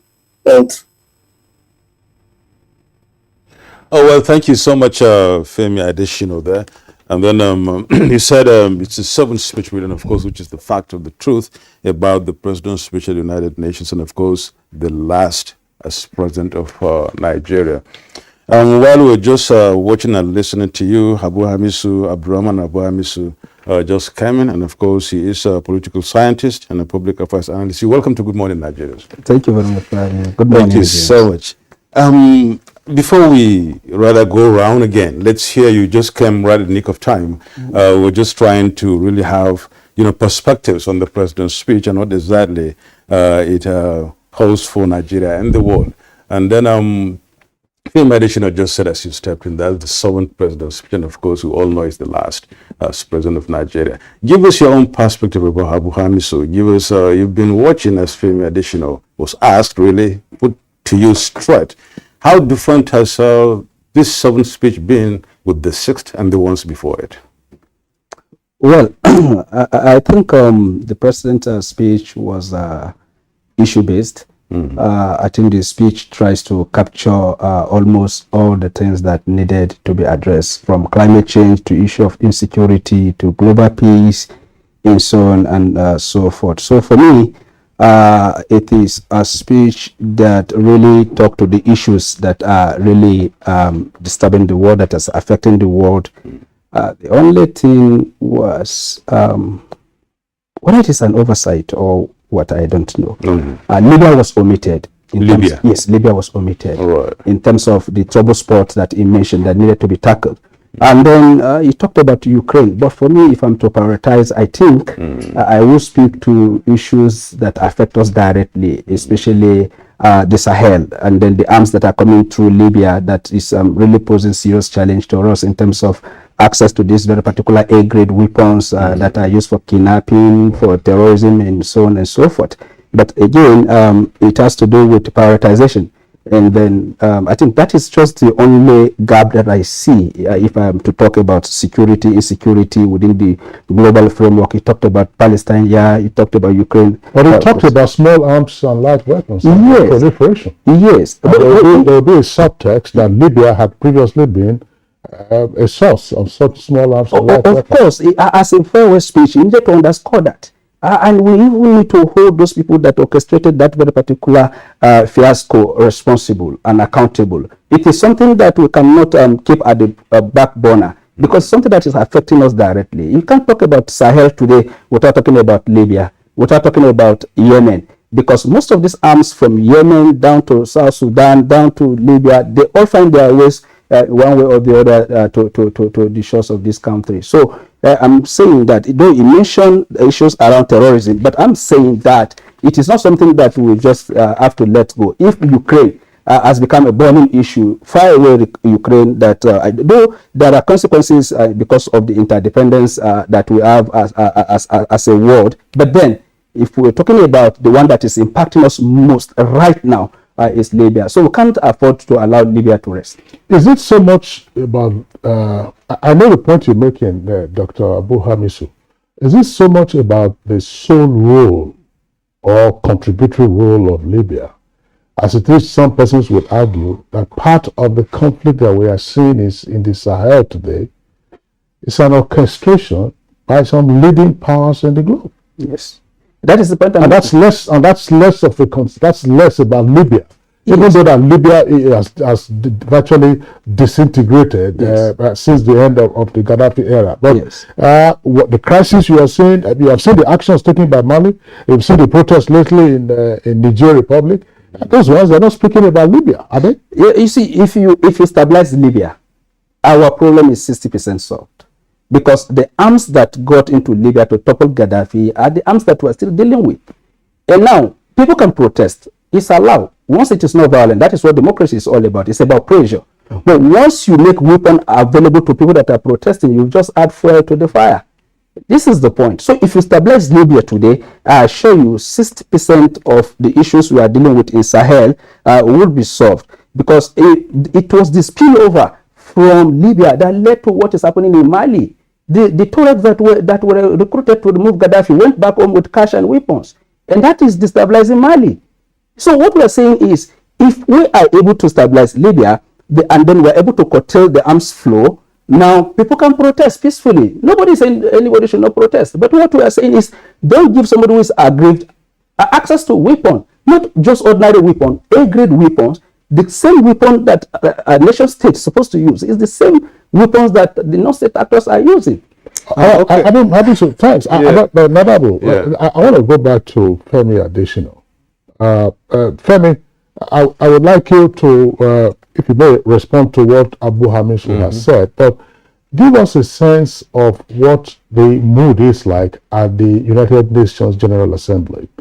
And I'm asking this question against the backdrop of two global developments. One, which of course everybody's dealt with, that is the passing of Queen Elizabeth II. But more crucially, is the war in Ukraine. That is the Russian invasion and occupation of parts of Ukraine. What has that created in the UN optics? And if I may throw in the third one, are people hearing the drum beats of war over Taiwan? Because the U.S. is already saying that it will back Taiwan against any Chinese invasion. What is the mood like? No, the first two I got. The third one was what again? First two you got. Namely, I said, what's the mood like at the United Nations General Assembly? Yes. The backdrop, one, of the passing of Queen Elizabeth II, yes. And then, of course, more crucially, which is lingering, the war in Ukraine. Russia, it's a leading global power. And the third one, which I threw in, it's the drumbeat of war over Taiwan. The U.S. saying that it will defend Taiwan against any invasion by China. Okay. Well, if I can start from the third one, I have not seen the issue of drumbeats over Taiwan resonate too loudly, at least from the presentations we have heard so far. Unlike Russia and Ukraine. Yes, Russia and Ukraine has featured in almost every speech. Almost every speech. You heard that President Biden dwelt extensively on Russia and Ukraine and why it will be futile for anybody to start a nuclear war, because he says it's not a war anybody will win. It's a war that will lead to mutual assured destruction, and that one is an ill wind that will not blow any good for the world. So that has featured in most speeches. It featured even in our own president's speech, and almost every speaker has spoken about that, which is also the very essence of the United Nations. Global peace, global unity, global amity. So almost every leader that has spoken about the Russia-Ukraine war. The mood vis-a-vis the passage of the Queen. I think with the burial of the Queen on Monday, that has like put a closure to that. You see that the attention of the world was riveted on the United Kingdom. Of course, the Queen had been there 70 years. The world may never see a personality like that again. She was a genial person. She was a woman of dignity, and the attention of the world was focused there. But that moment on Monday, when that coffin was lowered into the final resting place, I think brought some closure to that issue. So it was very important that.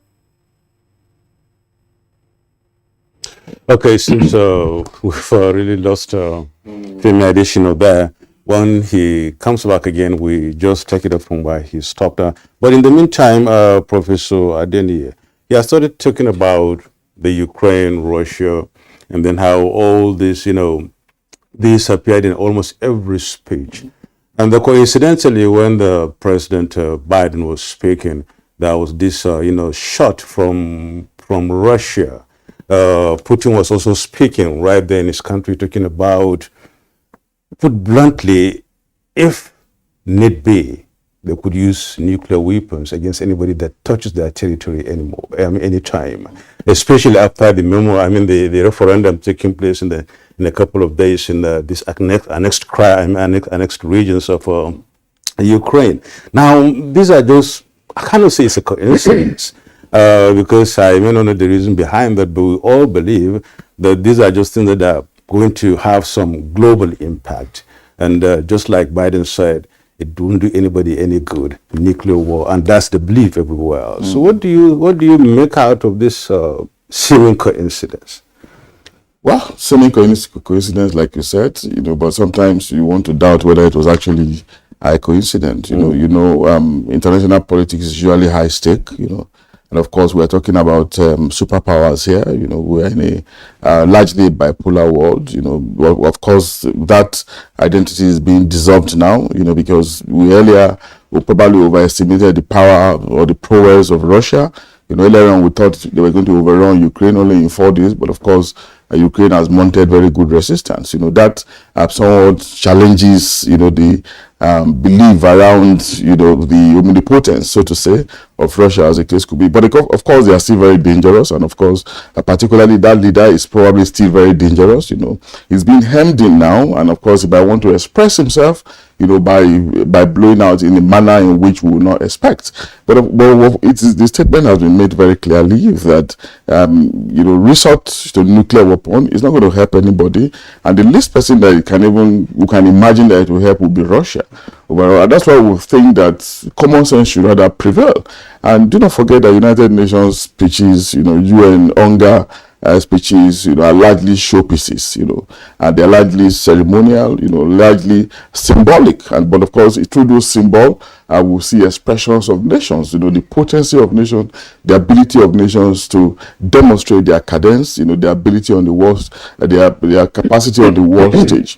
So when nations make pronouncements like that, signals are sent, to listeners, and principal listeners are probably contemporaries, competitors. So if the U.S. president is talking, for instance, the one that will receive it more, that should feel it more, should be Russia, because they are, so to say, military contemporaries, and if they are reacting the way Putin has reacted, we shouldn't be surprised. But overall, I'm not also surprised that every nation is talking about the Russia-Ukraine war. Not because of the condition as it is, but the manner in which it could snowball. And nobody wants the annihilation of the world or the extermination of Russia, as the case could be. Because if it goes nuclear, we know that it's not the only owner of nuclear weapons. There are many nations around him that also own nuclear weapons. And of course, when more are massing against one, it could even be much more catastrophic. But nobody wants that. And that's why nations will continue to emphasize it.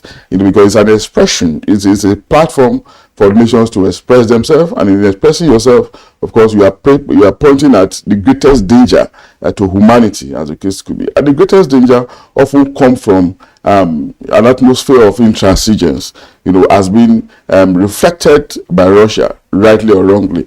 Warfares, when they begin, you probably know when they begin, but you may not know at the end of the day how it's going to end.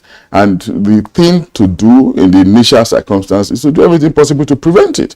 And that's what I think world leaders are doing. So it's a right step in the right direction. But are we going to have reason in the circumstance? Will reason prevail? I mean, it's just an expectation, maybe a noble expectation from all right-thinking people across the world. But how to pan out still remains in the womb of time. All right, thank you, Professor Adeni. Honorable Adeni, but let's bring you again into the conversation. When you content analyze the president's address of the assembly, there were linkages he provided. For instance, in referencing the conflict in Ukraine, it did also talk about the need for a global agenda, a global agreement on nuclear disarmament, not just amongst the big powers. But it also underscored, in my view, the greater consequences of the conflict in Ukraine. We have seen the pressure on us, for instance, as a country, as a result of the crisis in Ukraine, wheat costs and what that means for the confectionery and bakery businesses. We've seen the cost of oil and its many derivatives and all that. But in Europe, we have also seen the consequences in the spiraling energy prices that they're having to deal with. I'm just wondering, because that was the reason I asked Premier Addition on that question, about the mood at the United Nations relating to the conflict in Ukraine. If there is no let-up in that conflict, or if there is indeed an escalation, it appears that every other issue that we are talking about and everyone brings to the table, whether it's climate change, whether it's this or that, we just get into the back burner, and then what we are dealing with will be the consequences of the conflict. Have world leaders taken cognizance of this, or is this an attempt to say you want to humiliate Russia, to say, oh yeah, you thought you could do this and get away with it? It's virtually, Russia has virtually destroyed parts of Ukraine, and it's going to be costly to rebuild that country. Yes, your analysis of the speech as it touches on these critical issues is very much in order. I would just point out before I proceed that the impact on us is supposed to be both positive and negative. Negative in the sense that it has affected, the price of wheat and bread and all that. It's supposed to be positive in the sense that it has also led to increase in the price of crude, petroleum-related items. It now depends on how we manage it and how we take advantage of the situation. So now, going back to the issue of the crisis in Ukraine, I do not think that anybody truly wants to humiliate Russia. But I think that in an interconnected world, where the focus of the UN has always been on peace and security, development and human rights, that it's a little bit out of place for a nation, particularly, one of the members of the Security Council, to just wake up and invade another country. And when you do that, that is a violation of the principal reasons why we started the United Nations in 1945 after the Second World War. And perhaps if you permit me, I could also talk about the last description of the superpowers or the Security Council votes. One vote equals to maybe 99 or more. Otherwise, if you know that sanctions will face you, that your actions will attract repercussions, you will not embark on such a reckless exercise.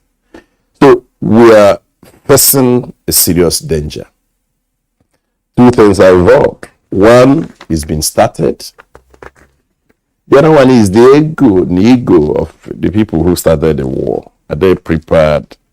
As you can see, that it appears now that the tide is turning a little bit in Ukraine, where the Ukrainians have reclaimed some swaths of territory previously held by the Russians.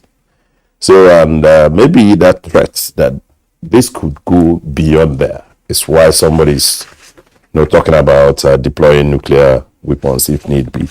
So we need to get back and make the United Nations focus on this original reason or principles for its establishment. And that also links up with the speech of Mr. President when he talked about reorganize the United Nations. And he also stated that the change is long overdue. Otherwise, we would be seeing a situation where one country that considers itself powerful wakes up one morning and invades either its neighbor or even another country altogether without consequences. We need to address this together because the consequences are massive. Imagine disruption to global activities just at the time when we thought we were recovering from the devastating effects of COVID-19. When the entire nations of the world were working on how to rebuild, the next thing that we had was invasion, despite our appeals not to do that. And look at the consequences on the entire world. The efforts that nations were making to recover, to rebuild, they have been more or less dashed. And that's why we need to stop this with some sense of precision early in the day before it gets totally out of control. All right, thank you so much, Honorable Sam. Abu Hamisu, we were really short of time, but at least we will dwell a little bit on that. As he mentioned, the president spoke about, the reorganization in the United Nations, which has been like a perennial theme.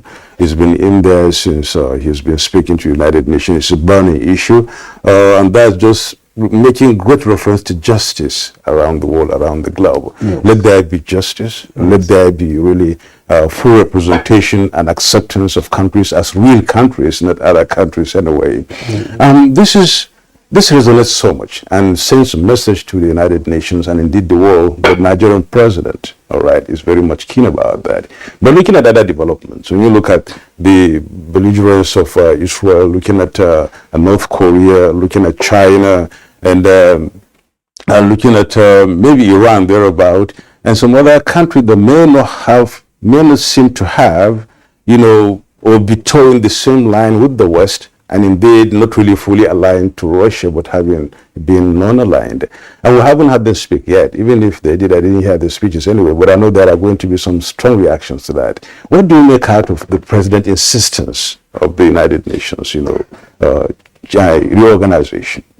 Well, if there is anything that has affected the workings of the United Nations, it is the penchant of the big players, the superpowers, those that have nuclear weapons, to use the United Nations as a cover to pursue their own agenda.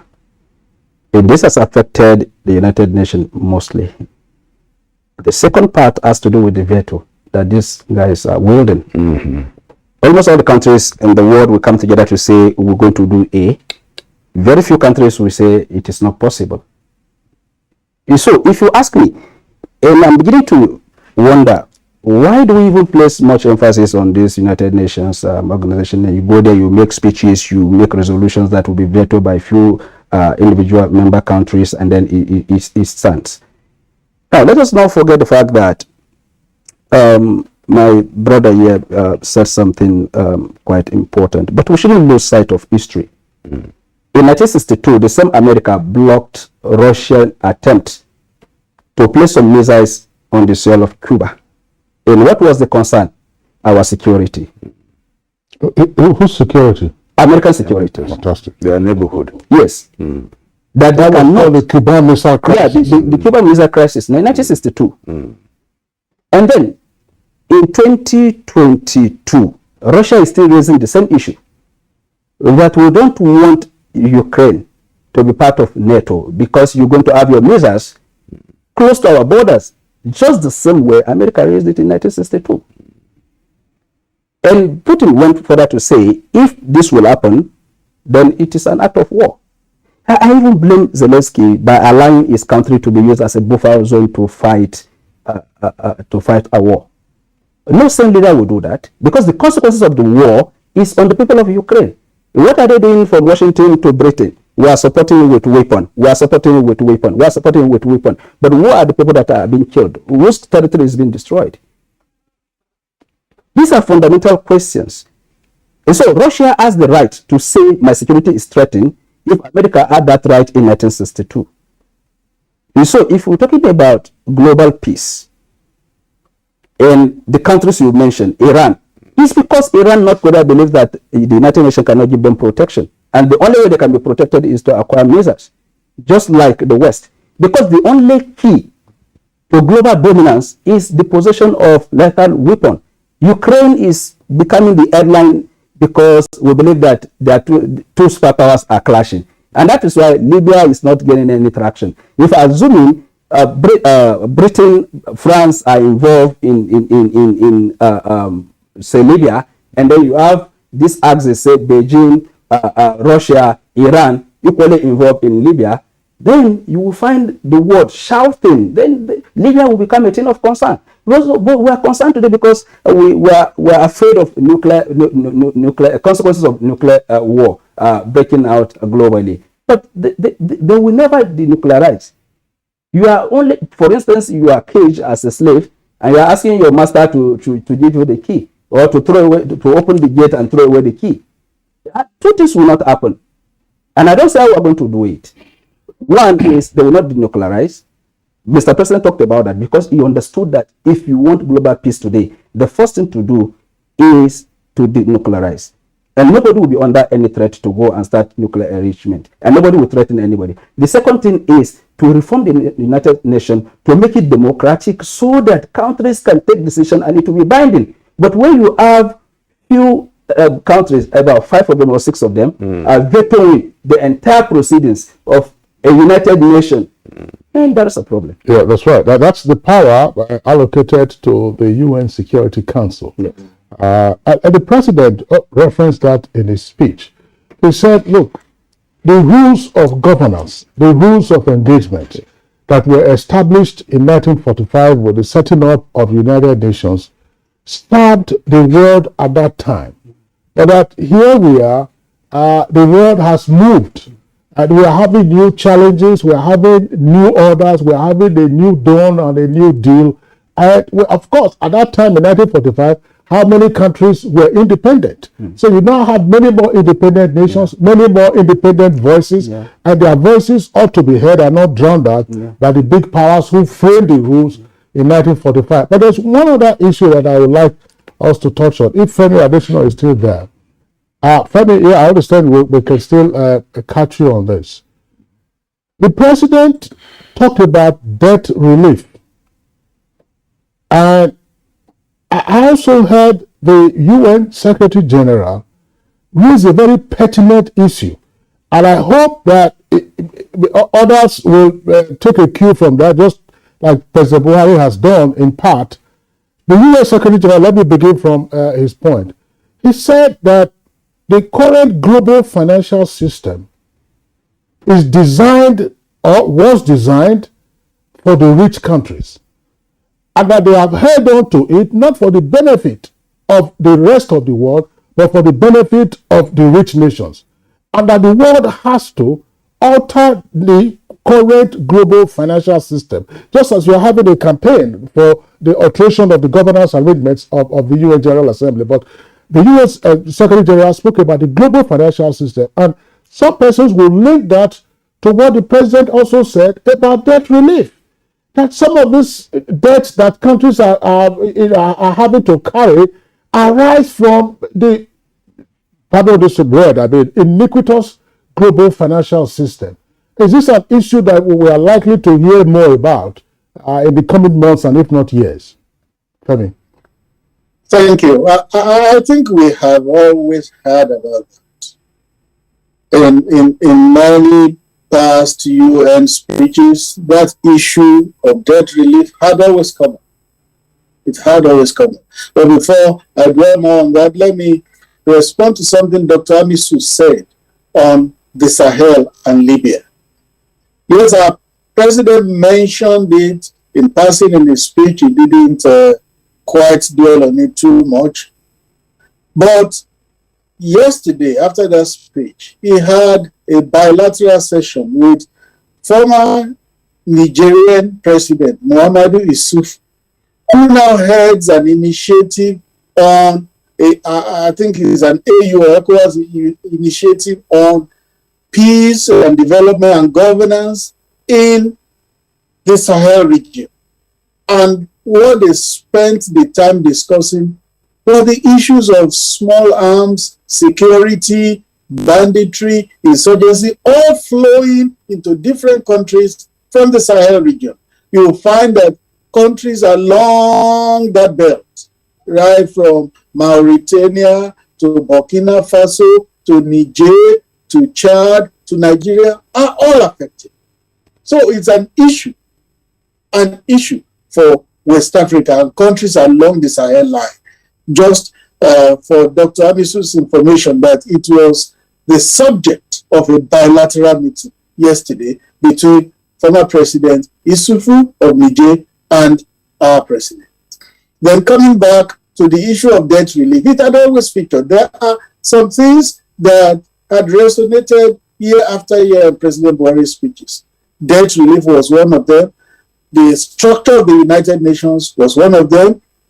The Rohingya issue had also always featured. Even the Palestinian issue.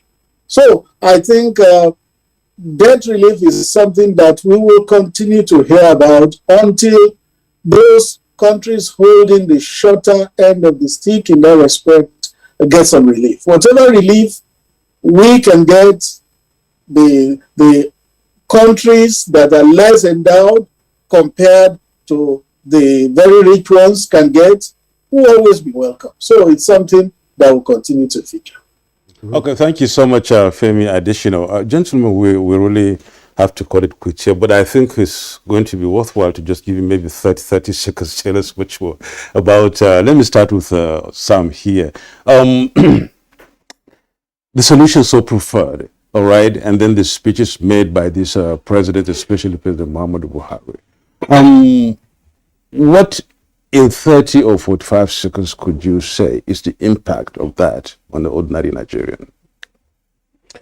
Well, it raises hope, particularly as far as the election is concerned. The president has left a few legacies, if you permit me to use that word. One is the Electoral Act 2022. And for him to say, we're going to have a free, fair, and credible election, and we are going to see my successor speaking here at the podium in next year. Yeah. That to me is a profound promise or declaration, a lofty declaration by the president of a nation. Thank you very much. The second is the issue of climate change. I do hope that by the time he comes back, he will now continue with the process of inaugurating the council, because he has already appointed a director general. But the council on climate change, as provided in the act, has to be inaugurated, because that's the law. Abu Hamisu, 30 seconds. For me, the president did a very fantastic job by really highlighting the issues that are bedeviling the global system. And then, as we know, we're talking about interconnected world where happiness, both good and bad, find a way of reaching some destination beyond where the actors are really taking their decisions. So for me, the issues are well marshaled, and then I hope that the person that we take over from him, since he said that was his last speech, will continue to put issues that affect us on the front burner. For me, it's a very wonderful speech that was well delivered. Professor? Good speech, no doubt, above average, but of course, following from what the Brazilian president also said, and from what has been discussed here on the question of reorganizing the Security Council, we cannot get it on the platter of gold.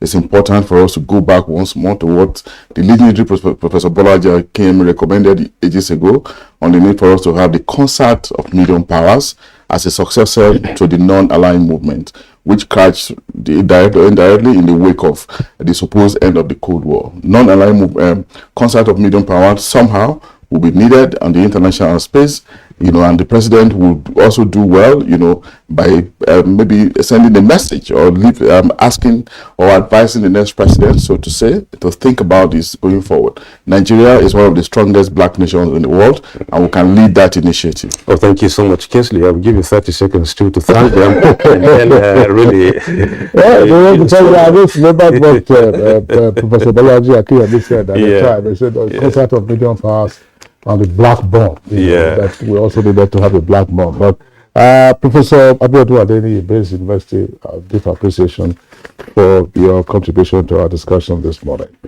Political scientist, public affairs analyst, Dr. Abu Hamisu, thanks a lot for being around. And Sam Onigo, member of the House of Representatives. It's been our pleasure having you join us for today's conversation. From New York, we were joined by Femi Additional via Zoom. He's the special advisor to the President of Media and Publicity. Femi, thanks a lot. I know that it's still small hours now, probably about, yes, you are 5 hours behind us. Still, I believe, yes, September still. So you are 5 hours behind us. So do catch some sleep before the engagements of the day begin, and then safe journey back home.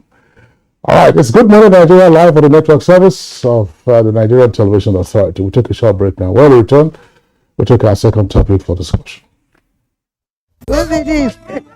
Last time when you come, you say you know they fit well. How your body now? As I go clinic, go do test. I get malaria. As I begin take my malaria medicine, I come begin well. I may even finish the medicine safe. I say make I save the rest of the medicine for another time. Mama put. Wait with this now. And the saving technique where you know take finish your medicine, now to make a use for you. So that when you go, come back, when the tongue don't pass you well, you come back and chop the food. Mama put, see, which is the way you give me so. Better hunger go come wire my belly. If you not treat that malaria, if it's come plenty for your body, and you see that medicine where you save, you know, can't reach to treat them. I don't share. Thanks, Mama. I receive sense, so I could do I'm correct now. Fever na sign of plenty different diseases, plus including malaria. To test. If na malaria, then go give you correct medicine. If no be malaria, go your health worker go tell you what to do. Now, Federal Ministry of Health and American people then bring una this message. Wake up the champion in your child. Give them energy to go further. Milo Active Go and the natural goodness of malt, milk, and cocoa helps wake up the champion in your child. Milo! What we face mostly now are flashes of cowardly attacks from the rump of groups that have been routed in one location or the other, moving to another to give the false impression that they are still strong. Our ultimate goal is to eliminate them altogether and restore total and lasting peace over every inch of the Nigerian soil. Sounding tall, but take it home. We are determined to ensure that every inch of the Nigerian soil is safe. That determination is there. The order has been given. But we shall continue to protect the lives and property of Nigerians and foreigners in our midst. We shall continue to work for the peace of the nation and deter elements that constitute threats to the people. We shall bear the full powers of the government to secure every inch of our land. We shall not rest until peace is fully restored to Nigeria. This message is brought to you from the Federal Ministry of Information and Culture.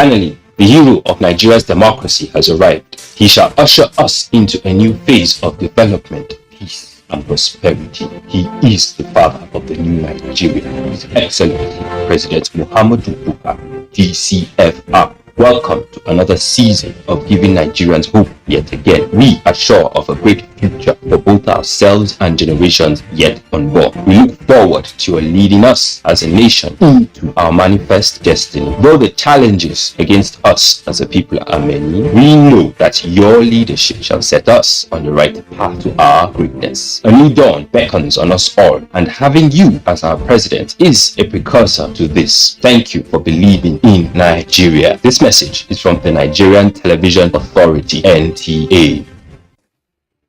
As the 2023 elections draw near, remember, evil prospers when good men and women only wish for peace, but never take a step to make peaceful elections happen. Are you a father? Are you a mother? What are you saying to your children as elections approach? Have you warned them not to let themselves be used to cause violence? Have you explained to them what the consequences of electoral violence might be? Do your part to make peaceful elections happen. Talk to your children. Protect them from unscrupulous politicians who want to put them in harm's way, while their own children are comfortable at home, within and outside the country. Let's join hands to make 2023 elections peaceful. This message is from the National Orientation Agency, NOAA.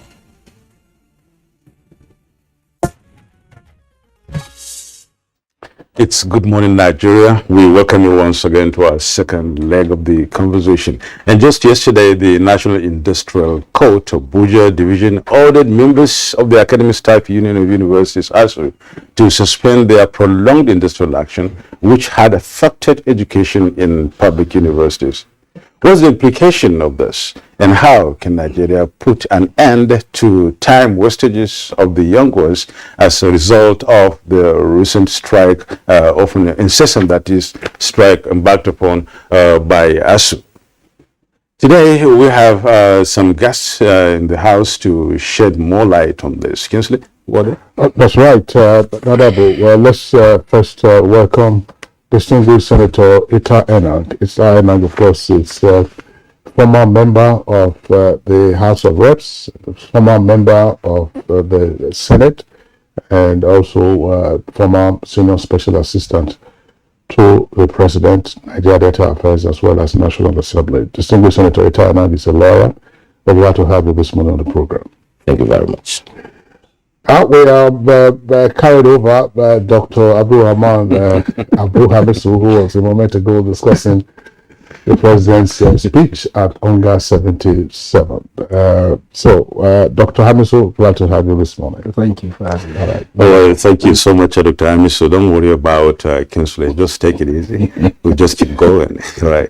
Now, let me start with our distinguished senator here. The National Industrial Court has ordered the Academic Staff Union of Universities to come up with 7 months, strike and go back to work. Can you take us through this, or other implications of this interlocutory injunction?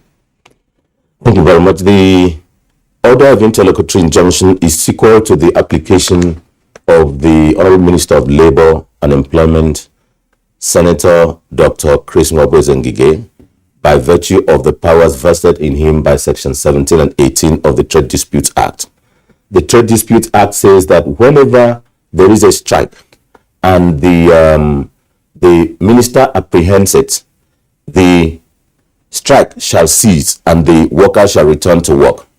And it says, the Act of further says that if there is that situation and it continues, the minister shall refer the dispute to the National Industrial Court. So the minister referred the questions to the National Industrial Court.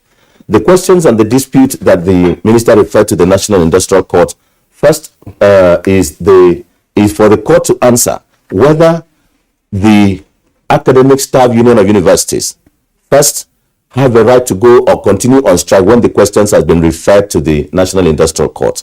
Second, whether the Academic Staff Union of Universities or any trade union or members of a trade union are entitled to salary for the period during which they were on strike when they were not working by virtue of Section 43, 1 and 2 of the Trade Dispute Act.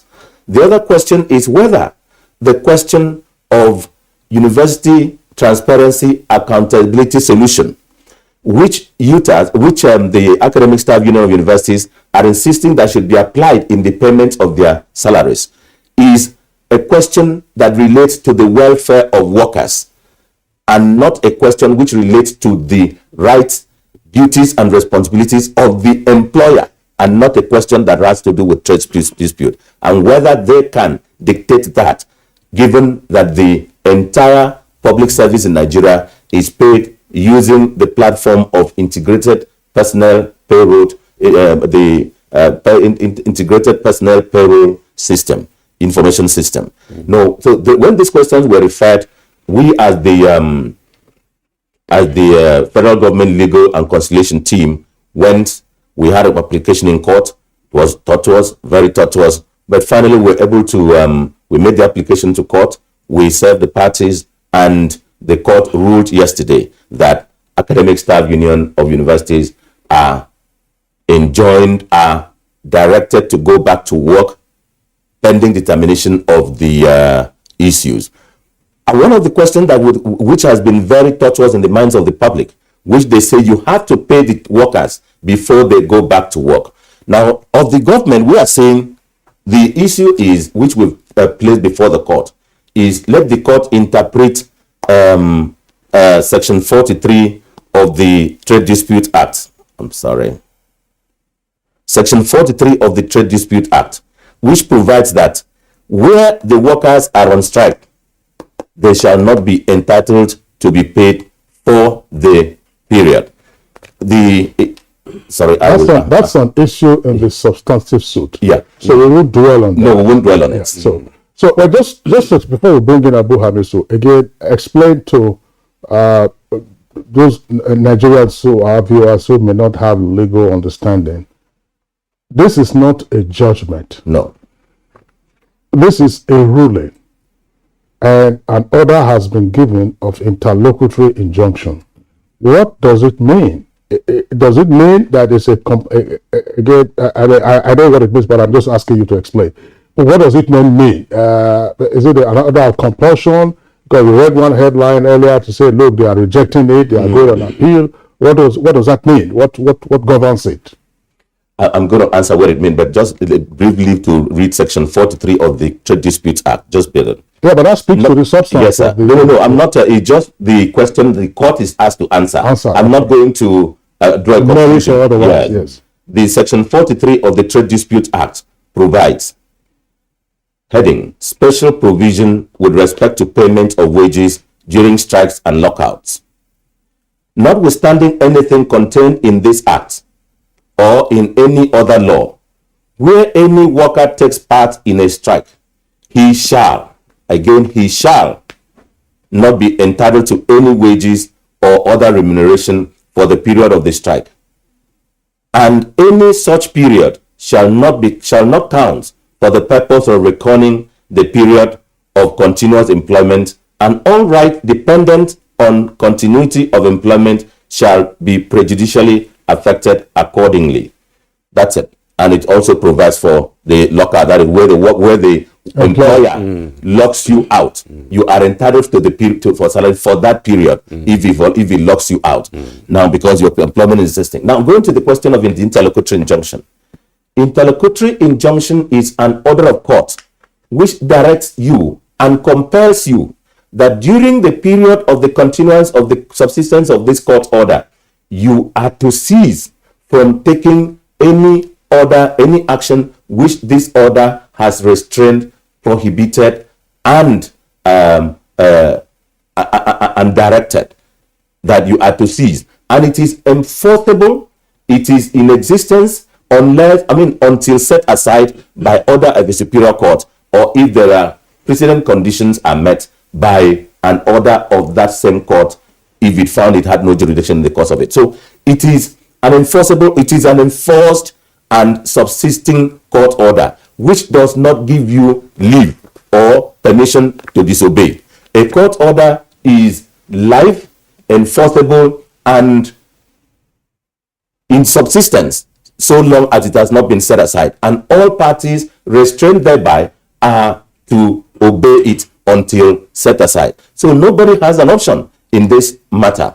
And it is pending determination of the substantive suit. And that is why his lordship said, and in his judgment and in his ruling, that yes, he is restrained at this stage from going into the substance of the matter because the issues affect the students, the right of the students, the right of the workers. But at this stage, the balance of convenience tilts in favor of granting the interlocutory injunction. And so the order is valid and subsisting, and all parties are bound to obey. Appealing is an action. Yes, if you appeal against that action, against the ruling, you are still to obey and abide until the Court of Appeal either sets it aside, varies it, or in any other matter acts in that order. The mere fact the law says that the acts of appealing, or the right of appeal, or the taking an appeal does not on its own act as a stay of execution. And so, unless there is a stay which is not contemplated in this matter, or which has not been effected in this matter, all parties are bound to obey. And of course, part of the law says that for you to take any further step in that proceedings, either going on one way or the other in that court, or appealing and being heard in the appeal, you must not be in contempt, which means that you have to obey the order of the court before your right to be heard in that proceeding can be sustained. So what you're saying that they can appeal, but they have to go back to the class. Yes, you have to go back to the class. Oh, well, it is quite interesting. Because for me, this is the first time that issues around ASUU is being subjected to the loss of the land by going to court, and this time around, not ASUU going to court, but federal government going to court. And I think institutions are deepened when we put to test laws governing relationship. We live in a country where impunity always drive the process of agitation and everything. And any society that thrives on impunity will know no peace. We are for stable academic calendar. We are for stable progress because we know the role education is playing in terms of grooming the next generation.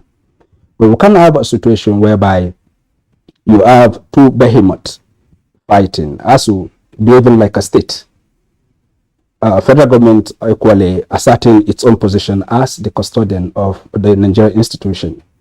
And so when we leave this to the whims and caprices of the actors, what you find will not be palatable solutions.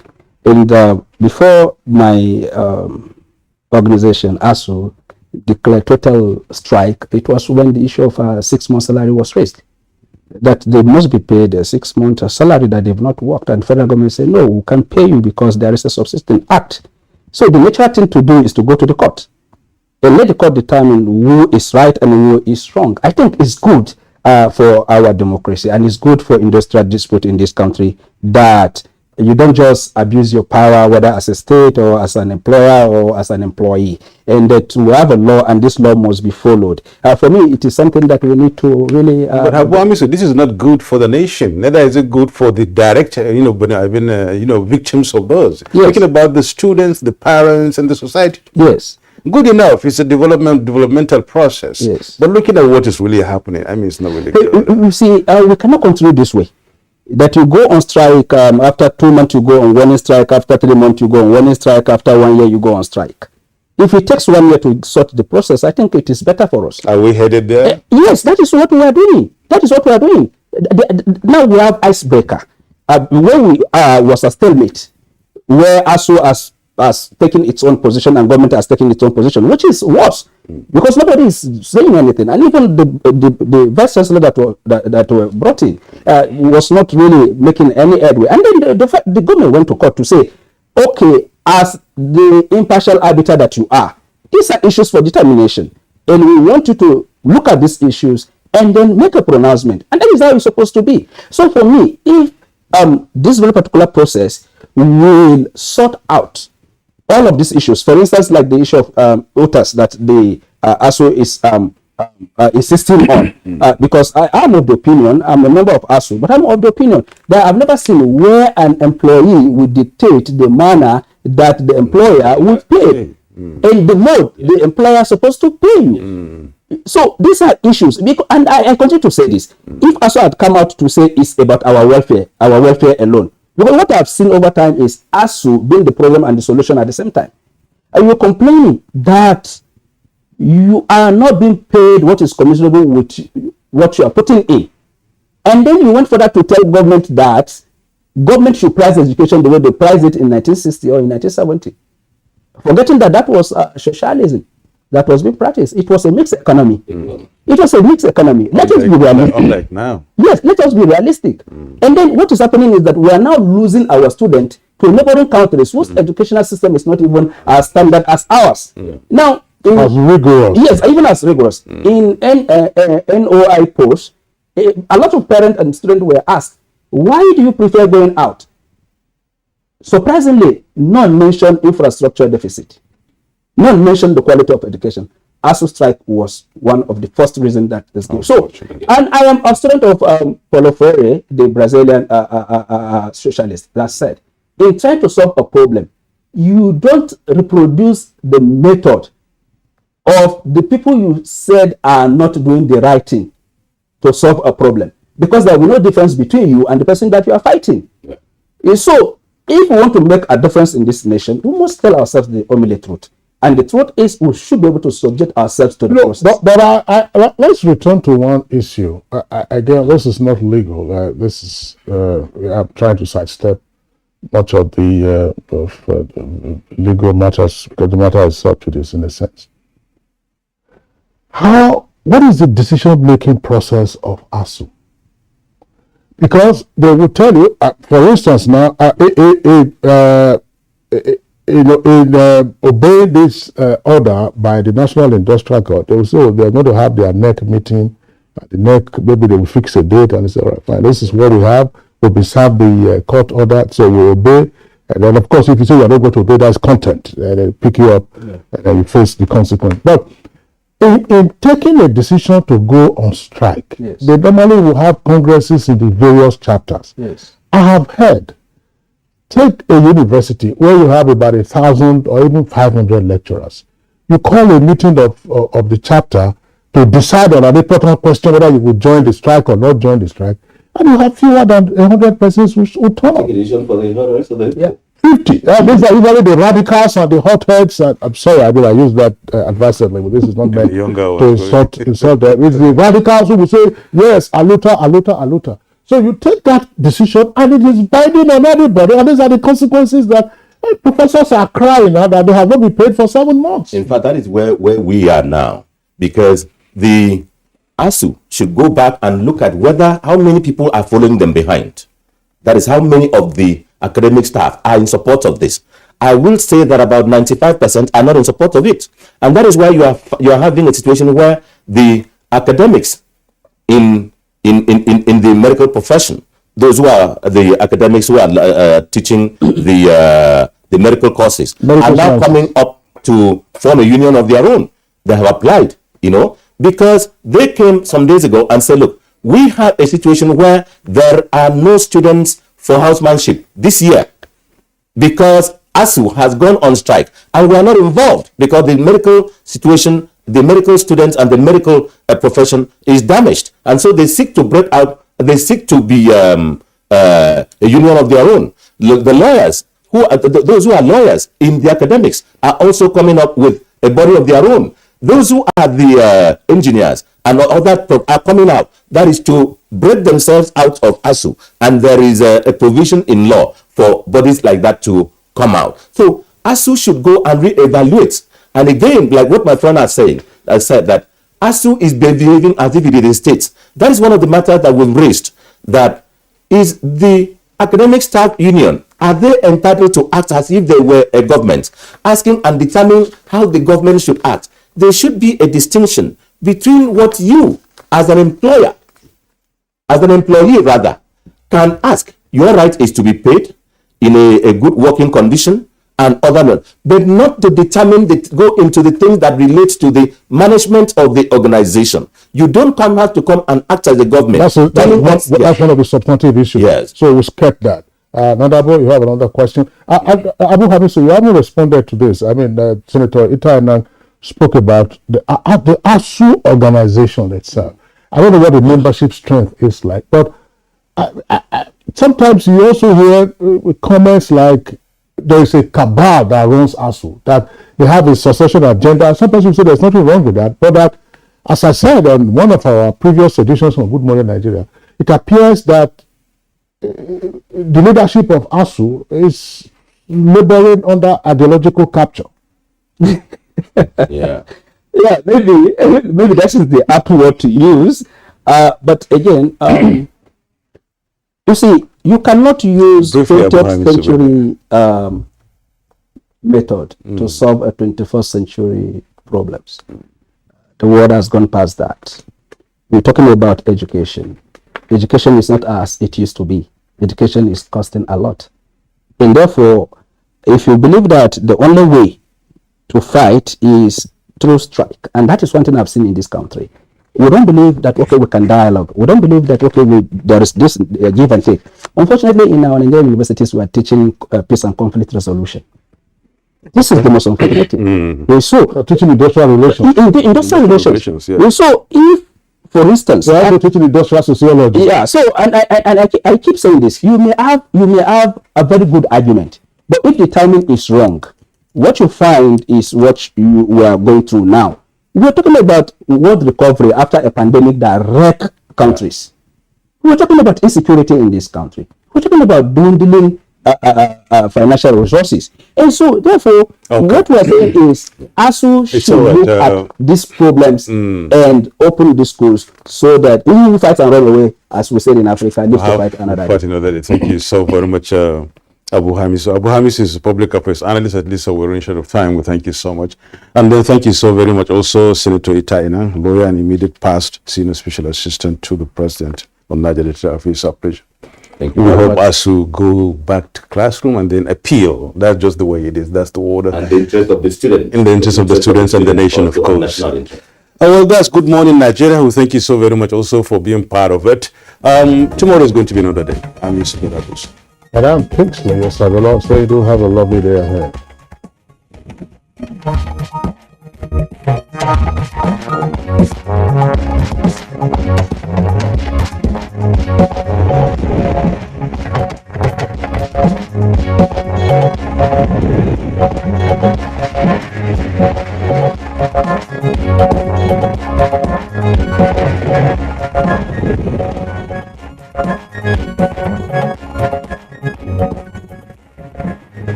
Yeah.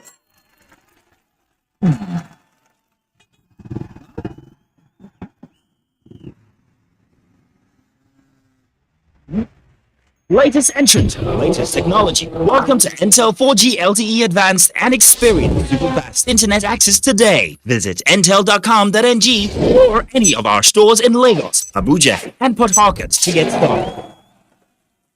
Intel. Live more.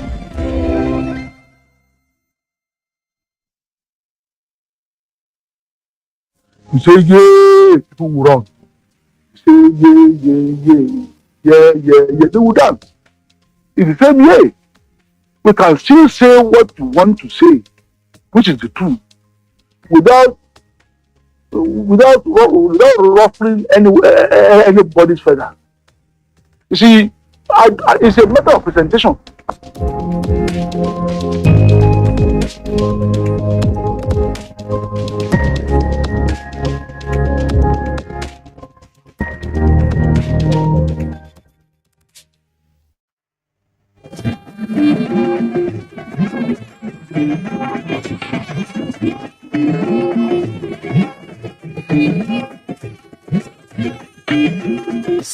This is the network service of the NTA.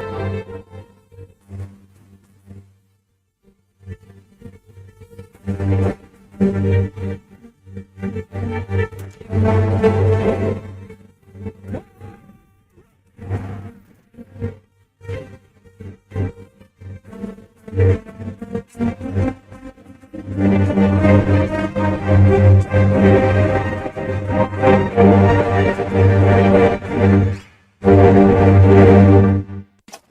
morning. This is the Nigerian Navy today. I am Jibrin Baba Ndachi. Beyond route march and other physical training and fitness exercises, sport activities are integral part of military life, either as cadets or trainees in various military institutions or as officers and soldiers in their daily lives as professionals in formations, bases, and units. On Thursday, August 8, 2022, the 12th Navy Games tagged Lagos 2022 kicked off in Lagos with the President and Commander-in-Chief, President Muhammadu Buhari, performing dual function of commissioning the new Navy ultra-modern sports complex and declaring the Navy Games open. The 12 Navy Games live up to its expectation, full of excitement, entertainment, upset, and surprises. Please stay with us as we bring the momentous sport extravaganza.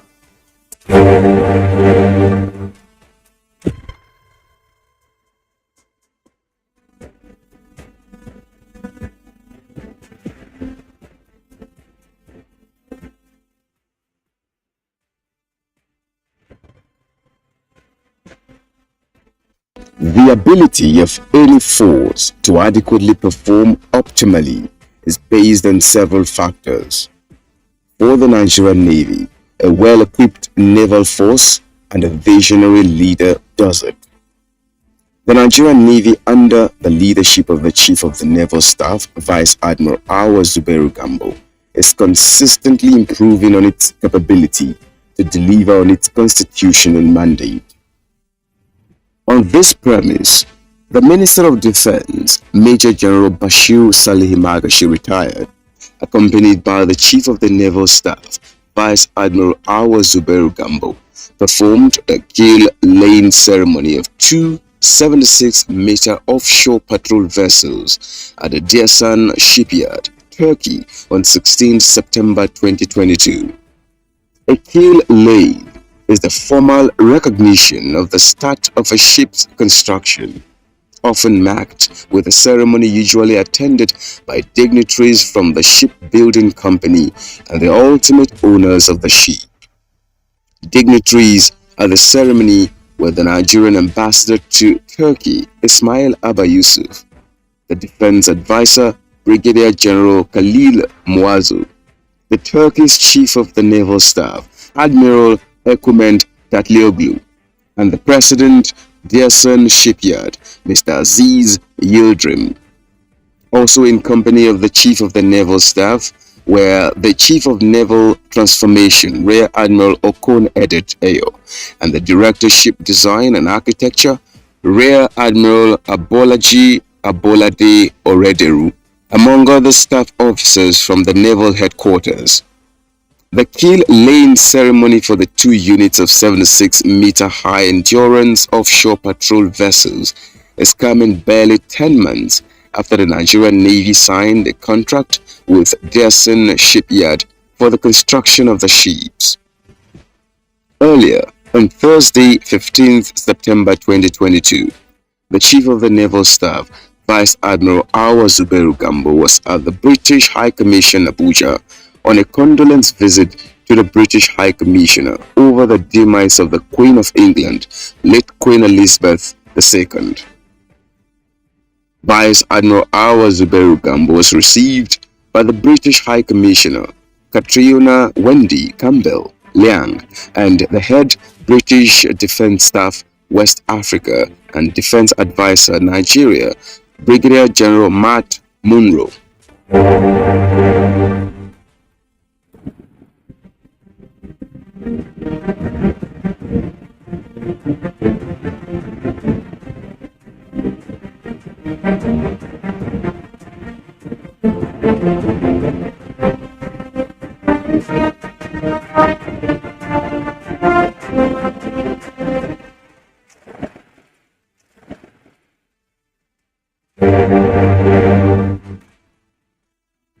Sports is intrinsically linked to military profession and soldiering.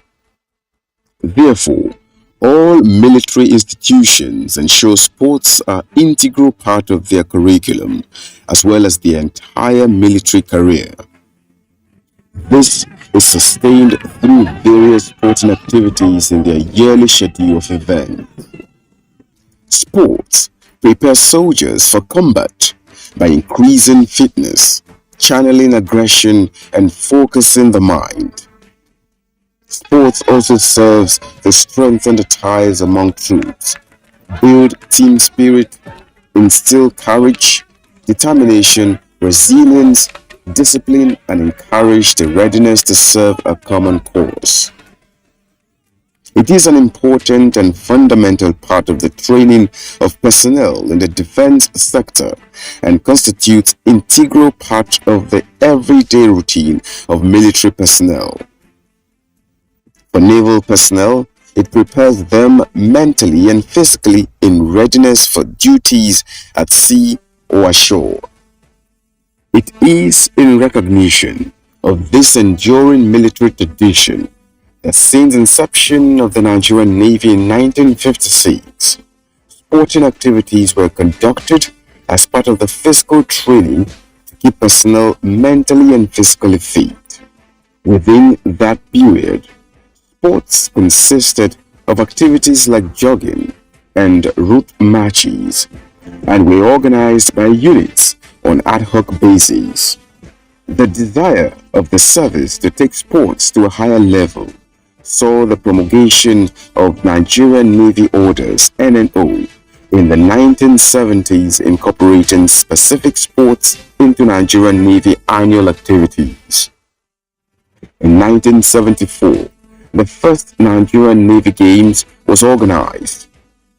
It was the first practical attempt made to take sports out of the small confines of ships and units as a component of the Navy Week celebration, thus birthing the biennial Nigerian Navy Games. With the successful conduct of the first Nigerian Navy Games and in line with the Nigerian Navy Order (NNO), the second Nigerian Navy Games was conducted in 1977 in Calabar. Since then, the Nigerian Navy has been consistent with the organization of this biennial event. However, the last time Navy Games held, which was the 11th edition, was in 2017 at Uyo in Akwa Ibom State. 5 years later, the torch was lit again, and this time around, it is returned to Lagos State, where it all began. Lagos has the unbeaten records of not just being the first state to host the Navy Games. The Games has been held in Lagos for 3 times. First edition in 1974, fourth edition in 1991, and fifth edition in 1996. The 12th edition of Navy Games, tagged Lagos 2022, is the 4th time the event will be held in Lagos. Lagos 2022 is unique in many ways. It is the first time that Navy Games will be held in Navy facilities. It is also the first time President and Commander-in-Chief of the Armed Forces will be at the opening ceremony of the Games since its inception in 1974. It is also the first Navy Games since Chief of the Naval Staff Vice Admiral Awa Zubairu Gambo assumed office. Thus, the opening ceremony of 12th Navy Games on the rainy, cloudy and wet Thursday, 8th of September 2022 is a special day to remember in the annal of the history of Nigerian Navy sport. Despite the heavy downpour and cloudy weather, all the dignitaries led by the President and Commander-in-Chief of the Armed Forces, Muhammadu Buhari, raced their way to the momentous event. The presence of President Muhammadu Buhari, who defied the rain to commission the Nigerian Navy ultra-modern sports complex in Navy Town, Ojo, Lagos, was a mark of commitment and clear, deliberate effort at boosting the morale of officers and ratings of the Nigerian Navy, and by extension, Nigerian Armed Forces as the Commander-in-Chief. Still under the rain, the President, who was dressed in tracksuit and flanked by Chief of the Naval Staff, in company of Lagos State Governor, Minister of Defense, Chief of Defense Staff, Chief of Army Staff, Chief of Air Staff, Inspector General of Police, and former service chiefs, inspected facilities in the sports complex and unveiled them for use by the Nigerian Navy, other services and security agencies, public and private institutions, and private individuals.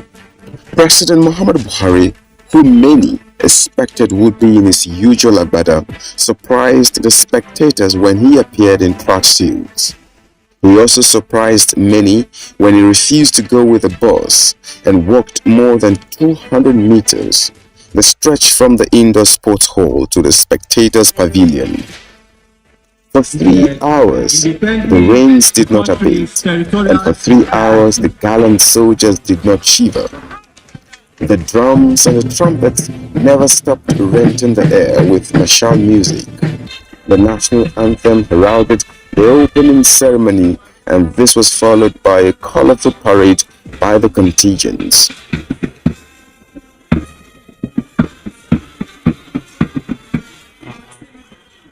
On the whole, 6 commands participated at the parade, and are the competing commands for medals in the various sporting events. Their headquarters command, NHQ, Western Naval Command, Central Naval Command, Eastern Naval Command, Naval Training Command, and Logistics Command. Flanked by the Chief of the Naval Staff, Vice Admiral Zubairu Gambo, President Muhammadu Buhari presented the game's torch to Petty Officer Dikai S. The game's mascot is a dolphin. The dolphin has been known as the best friend of the sailor. The affinity can be seen on display when she escorts ships, making dabs and surfacing sometimes in an amazing rhythm that makes the voyage worthwhile. Stories have been told of how this beautiful creature rescued drowning sailors, so the choice of a dolphin mascot is very apt. Speaking at the opening ceremony, the President described the commissioning of the facility as a landmark event and commended the Navy for the investment in sports development. He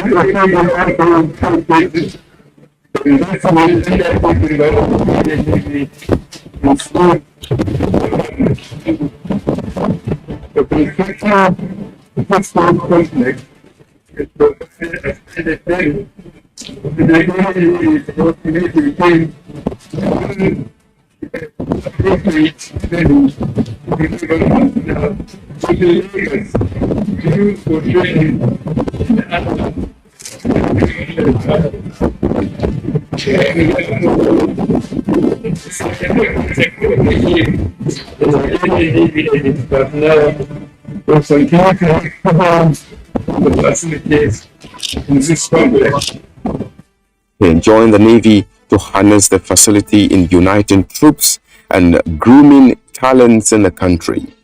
The governor of Lagos State, Babajide Sanwo-Olu, in his goodwill message, assured the Navy of the state's continuous support. The Nigerian Navy is an important partner to us in ensuring the security of life and property of Lagosians. We will never take this partnership and support for granted. We will continue to look for ways to deepen our relationship for the peace, security, and progress of our people. The Chief of Naval Staff, Vice Admiral Zubairu Gambo, while thanking Mr. President for his continuous support for the Navy, highlighted some of the Navy's recent strides in sports and assured that the new facilities would be put to good use. Let me once again express my deepest gratitude to the President, Commander-in-Chief of the Armed Forces, Muhammadu Buhari, Grand Commander of Federal Republic, for his unquantifiable support for the Nigerian Navy. The President, within the last year, approved the acquisition of two 76-meter high-endurance offshore patrol vessels and 3 helicopters to join the recently acquired hydrographic survey ship and the landing ship transport, including numerous fast attack crafts to boost maritime security operations. Mr. President,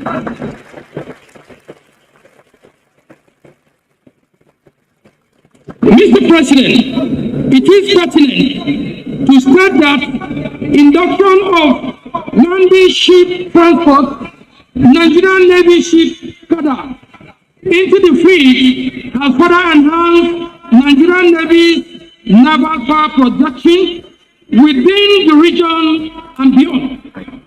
Significantly, the ship embarked on its first official trip last month, as directed by the Chief of Defense Staff, with military hardware and logistics for the Nigerian contingent deployed for ECOWAS stabilization support mission at Guinea-Bissau.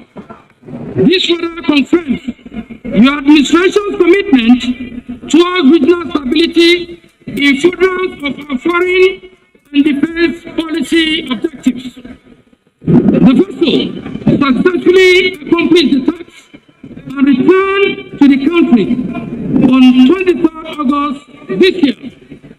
These interventions from the federal government have enhanced the Nigerian Navy's institutional capacity to protect the nation's resources for the well-being of Nigerians and economic prosperity of our great country. A souvenir was presented to Mr. President in appreciation of his immense support to the Nigerian Navy. Then came the valedictory parade as the opening ceremony drew to a close. Present at the event were Minister of Defense, Major General Bashir Salih Magashi, Chief of Defense Staff, General Lucky Rabo, and Chief of Army Staff, Lieutenant General Farouk Yahaya, Chief of Air Staff, Air Marshal Isiaka Oladayo Amao, and the Inspector General of Police, Al-Khali Baba Usman. Also present were former Chiefs of Naval Staff, Chief Admirals Jibril Anyila, Akin Adu, and Ibokete Ekwe Ibas. Facilities at the new Navy Sports Complex includes a multi-purpose indoor sports hall, swimming pool, basket and volleyball courts, athletics track, and a standard football field. 22 sporting events and about 1,820 athletes competed for honors at the new complex, while some events held at the Teslim Balogun Stadium and other venues in Lagos. The various games were keenly contested. For 8 days, Nigerian Navy Sports Complex in Navy Town, Teslim Balogun Stadium, and other facilities within the Navy Town was kept busy with series of activities from swimming to archery to golf, volleyball, basketball, tug of war, football, athletics, squash, table tennis, among others. The momentum and excitement built from the opening ceremony on Thursday, 8th September 2022, reached an electrifying moment by the closing ceremony on Tuesday, 13th September 2022. The brand new sports complex located at the Navy Town was filled to capacity by sportsmen and women, as well as their supporters, sport officials, organizing committee members, officers and ratings from various formations, units and bases. Compared to the opening ceremony, the weather at the closing ceremony was friendly and sunny. The event kicked off with welcome address by the Chief of Administration, Nigerian Navy, Rear Admiral B.J. Gbassa. Several records have been broken and new benchmarks for sporting excellence have been set. The Games has pushed the personnel to limits of their abilities as sportsmen and women, creating indelible moments that will ensure that the 12th Nigerian Navy Games Lagos 2022 will remain etched in memories for a long time.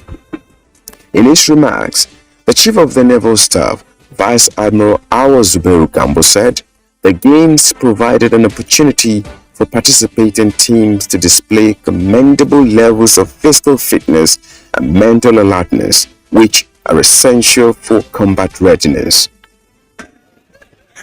Optimistic that the activities facilitated team spirit, friendship, and camaraderie, which are part of objectives for organizing the games. I hope these qualities will be further sustained for national integration. It is not ambiguous that combat readiness requires physical fitness and mental alertness. The Chief of the Naval Staff also revealed that the Games, in addition to the numerous acquisitions through the support of Mr. President, have further positioned the Nigerian Navy towards ameliorating security challenges and reassured Nigerians of Nigerian Navy's resolve to ensure a safe and secure maritime environment for socio-economic activities to thrive. In his address, the special guest of honor, Minister of Defense, Major General Bashir Salihi Magashi, retired, said the construction of the Nigerian Navy Sports Complex, as well as organizing the Games, was a clear manifestation of the importance the Nigerian Navy ascribes to physical fitness and mental fitness, which are key considerations required by personnel of the armed forces to overcome challenges and increasing demands across spectrums of the theaters of operation. The desire by the Nigerian Navy to commit resources towards ensuring personnel maintaining requisite standards of mental and physical well-being is very commendable. I am also aware that new discoveries of talents that will represent the Nigerian Navy and the nation at national and international competitions have been identified. Goodwill messages came from the Minister of Sports, Sunday Dare, who traced the historical background of the best athletes in Nigeria who grew from the breeding ground of the armed forces and the police. In his speech, he called for a return to the days where champions were groomed from such playgrounds. In the past 3 decades, perhaps until about 12 years ago, the greatest number of our sporting talents in Nigeria came from the forces, from the police force, from the Navy, from the Army, and from the Air Force. It is time to return to that era. The Choma Joas of this world came from the police force, and the list is endless. A beautiful souvenir was presented to the special guest of honor, the Honorable Minister of Defense, Major General Bashir Magashi, retired. The high point of the closing ceremony includes football final between football team from Eastern and Western Naval Command, male and female 4x100 meters relay, cultural display, match pass by contingent from the 6th Command of the Nigerian Navy, namely Navy Headquarters, Western, Eastern, Central, Logistics, and Training Commands. At the end of the day, Eastern Naval Command clinched the trophy, overall with 56 gold medals, 55 silver medals, and 56 bronze. They were followed by Naval Headquarters Command, who came second on the medals table, and the Central Naval Command came third. The Eastern Naval Command, whose flag officer commanding was always on hand to ignite and rekindle morale, could not hold their excitement. The fireworks was explosive. The noise reached higher decibel, and the frenzy was as deafening as it was infectious. Interestingly, Everybody joined in the celebration, both those who gathered more medals and those who didn't. One could hardly differentiate. It is the Nigerian spirit of oneness. Everybody is away. We're united for a purpose. It is a win for the Nigerian Navy. As noted by the Chief of the Naval Staff, Vice Admiral Zubairu Gambo, the 1 week sports extravaganza is not about winning or losing. Rather, it is about participating, fraternizing, and most importantly, keeping the body fit and the mind alert so as to continue with onerous tasks of securing Nigeria's maritime domain and other constitutional assigned roles. At the end, it is about having strong and able personnel who will keep the country safe and secured. Eventually, the torch that was lit exactly a week ago was extinguished to be lit again in another cycle of 1 year. The game's flag was lowered to be hoisted again when the calendar makes its own full cycle. The Navy Games 2022 edition is done and dusted. Better days await both citizens and personnel as we sail onward together.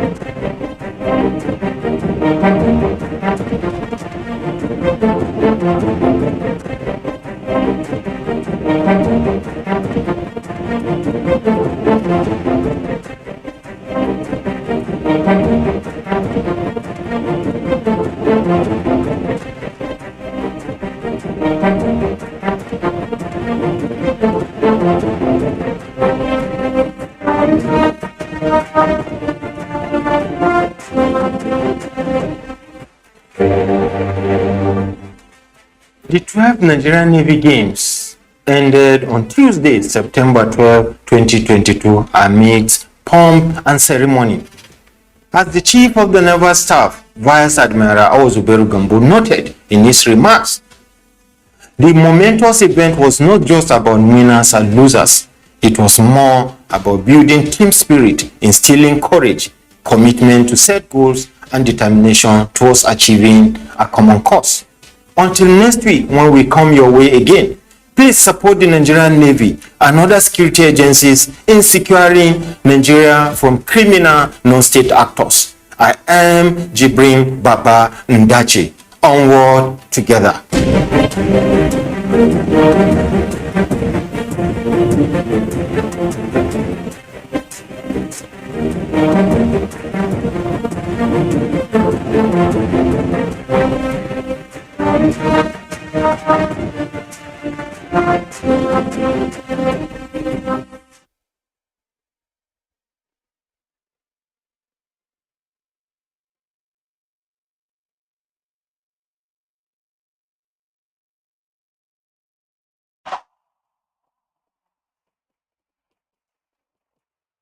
Issues in the sports sector remain one of the most debated among Nigerians due to the passion, followership, government involvement, impact on Nigeria's external image and our national life in the sports parliament. The NTA offers Nigerians deep views on issues with experts in the sports sector, offering in-depth analysis, insight and foresight towards elevating Nigerian sports to the zenith on the floor of the sports parliament. Sports Parliament, a unique platform for sports discussions, showing live.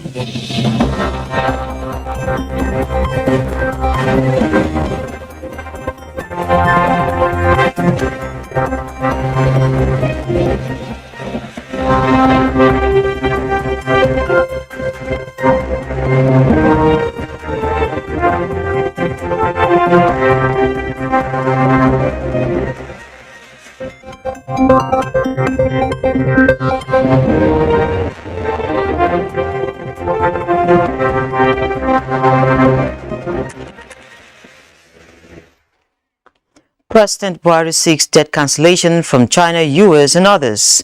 Senate commences investigation of crude oil theft. Oil prices slip after U.S. interest rate hike on fear for demand. Plus, Asian markets trade lower on Thursday after the U.S. Federal Reserve raised interest rates. This is Business Express on the network service of the Nigerian Television Authority, the NTA, and we're reaching you from Abuja, the nation's capital. I am Leah Katun Babatunde. You're welcome.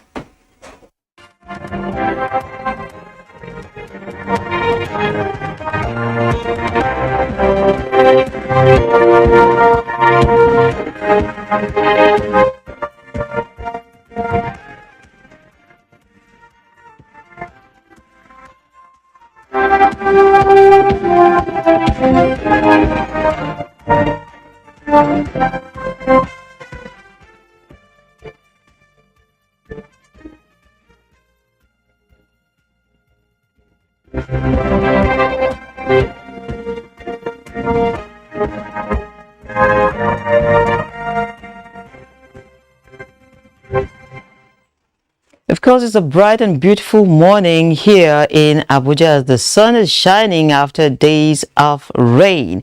We'll begin by informing you that President Muhammadu Buhari has called on world leaders to consider debt forgiveness given the present economic realities facing Nigeria and some other nations. Speaking at the 77th session of the United Nations General Assembly on Wednesday, the president stressed that the developing countries are facing numerous challenges, including being able to service external debts.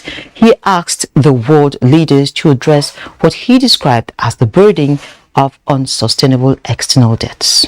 Independent challenges, but enormous opportunities. The face of change can seem bewildering, with sometimes a palpable and unsettling sense of uncertainty about our future. Our strongest moments have always been when we remain true to the basic principle of tolerance, community, and abiding commitment to peace and goodwill towards all. The Debt Management Office DMO says with mounting domestic debt now standing at a whopping 20.95 trillion naira as of June 2022, Nigeria's domestic debt service has risen to 5.24 trillion naira in 30 months. The DMO data revealed that domestic debt service in the first quarter of 2022 was 664.73 billion naira, representing 0.6% decline from 668.69 billion naira in the second quarter of the year. This implies that the federal government has serviced domestic debt with 1.33 trillion naira in the first half of 2022, a 43% year-on-year increase from 935.46 billion naira reported in the first half of 2021. For the breakdown of the data revealed that the government domestic debt service was at 2.05 trillion naira in 2021, a 10.8% increase from 1.85 trillion naira in the year 2020. And we move to the National Assembly, where the Senate has engaged stakeholders in the petroleum industry over the dwindling crude oil production and circumstances surrounding crude oil theft and bunkering activities in Nigeria. Bobolaji Moribirin reports. Oil theft in Nigeria. It impacts petroleum production and oil revenue. The Senate expects that at the end of this hearing, stakeholders who are present will come up with the workable suggestions to ameliorate or completely eliminate the oil theft menace in the country. It calls for a holistic approach to see how we can bring to bear, if not completely eradicate. It is about our country, and we believe that whatever we make of it is what exactly it's going to be. Stakeholders suggest ways to manage issues surrounding the subject matter. We need to continue to review all the operations of the regulated entities or the operators of the industry, and also seek for collaboration among the relevant agencies for the purpose of reducing the crude oil losses. The solution to all this is holding our security forces accountable holding the naval officers accountable, holding the army accountable. We would like to say it's also important that the illegal refineries are taken out at the same time. As part of the efforts in trying to manage issues around our assets, vandalism, as well as oil theft, we established this program. We'll be working very closely with the communities. The committee pledges to unravel the mystery behind oil theft in Nigeria. Well, let's now take a trip to the commodities market.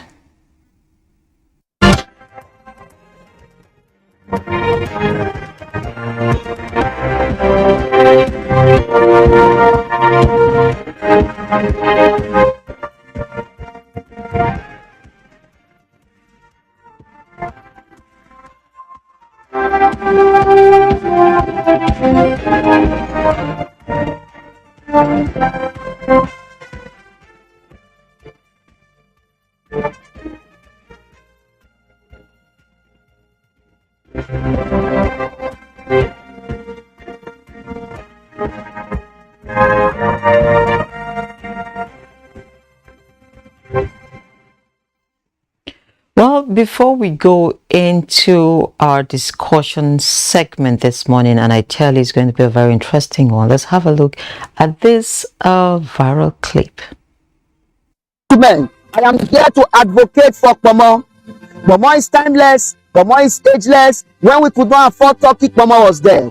When we could not buy chicken, Pomo was there. When we could not buy seal, Pomo was there. Even let me tell you the importance of Pomo. Look at Nanan. This one, and I can use it for peppered meat. When you pepper this meat, you will acquire the grace of God upon your life. Look at this one now. We have the thick Pomo. This one carries some instruments, some weapons inside. Are you getting it now? When you eat this one, you will know that there is a coded and hidden nutrient in Pomo, because I'm here to debunk the view that Pomo does not have nutrient. Look at another type of Pomo. This one very thick. You understand? Thick. This one is like the one they call cow tail or for cow head. You understand what I'm saying now? And you should also know there is no way you can have assorted meat if Pomo is not there. That assorted. A delicacy indeed, and of course, for some days now, the Pomo advocacy has been on. But let's get down to business. The federal government is proposing a legislation to ban the consumption of animal skin, locally known as Pomo, but up here in the north, we call it Ganda. In the country to revive tanneries, Director General Nigerian Institute of Leather and Science Technology, NILEST, Zaria, Muhammad Yakubu, said this in Abuja.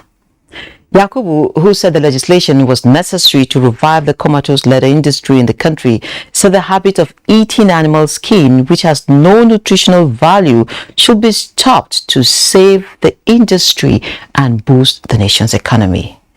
A delicacy for many, but a minus for the leather industry. Joining me from our Kano studios to discuss the proposed bill and its implications is a leather and tanner merchant, and of course he is the owner of GB Tannery Limited, Tijani Sulegaro. Good morning, and it's nice to have you on the program. Good morning, Leah. Thank you very much for having me. Great. So perhaps we start by you speaking to the issue of this proposed law that seeks to ban consumption of animal skin. How is the consumption affecting the leather business in Nigeria?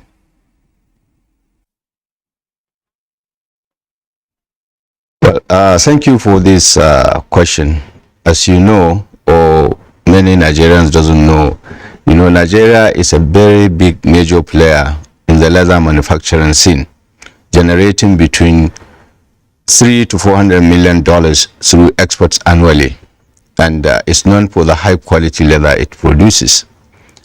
The country has the largest resource of goat and sheep skins in Africa, representing about 46% and 18% of total production and Africa respectively.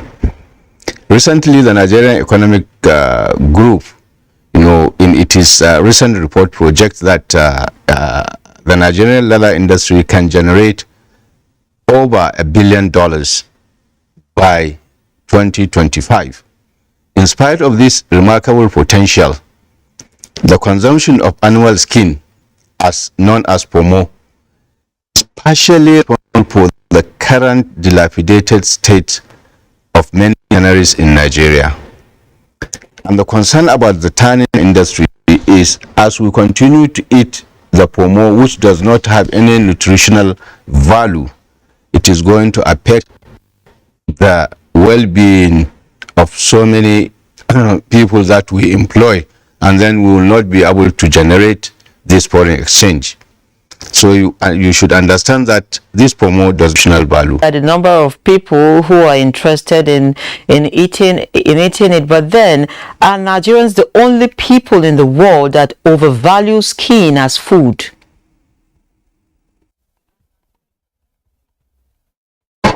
I think yes. I have never seen any. I haven't been to any country where they eat the animal skin.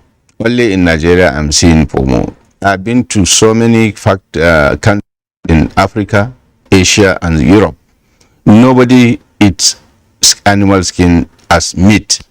Everybody eats meat as meat, not skin as meat. Because actually you are eating bags or shoes or something like that, because these are products that you are byproducts that you use it to produce shoes and bags and all these leather goods. So it doesn't have any nutritional value at all. So I'm suggesting, and I'm advocating that the ban should be, a policy should be made to ban the eating of this pomo. Yeah. Okay, I would want to pause you a bit so that we'll take this street view on this very pomo matter, and then we get back to discussion.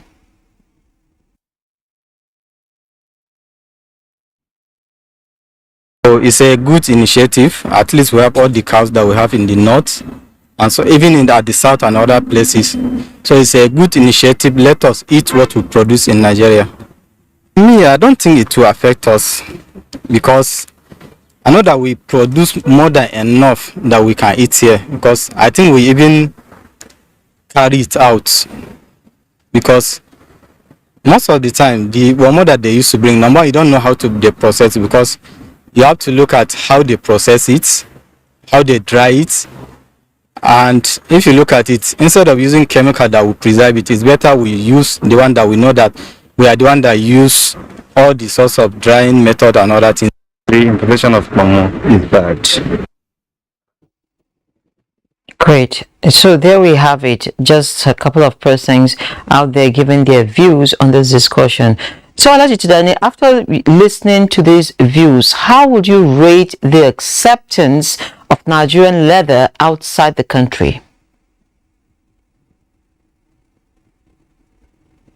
Well, Nigeria is globally among the most important exporters of high quality leather. Our country is consistent supplier of leather to European and Asian markets.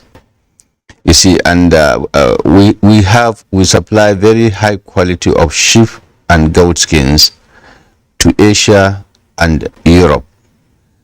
The top two processing countries, that is of leather products, Italy and Spain, source their high quality leathers from Nigeria. This highlights the quality and affordability of Nigerian leather. Nigeria is home to the unique red Sokoto goat skin, which has to boost the country's capacity to compete more effectively in the global business of over $400 billion in the leather industry globally. So this is what I will advise on that side. Okay, I'm actually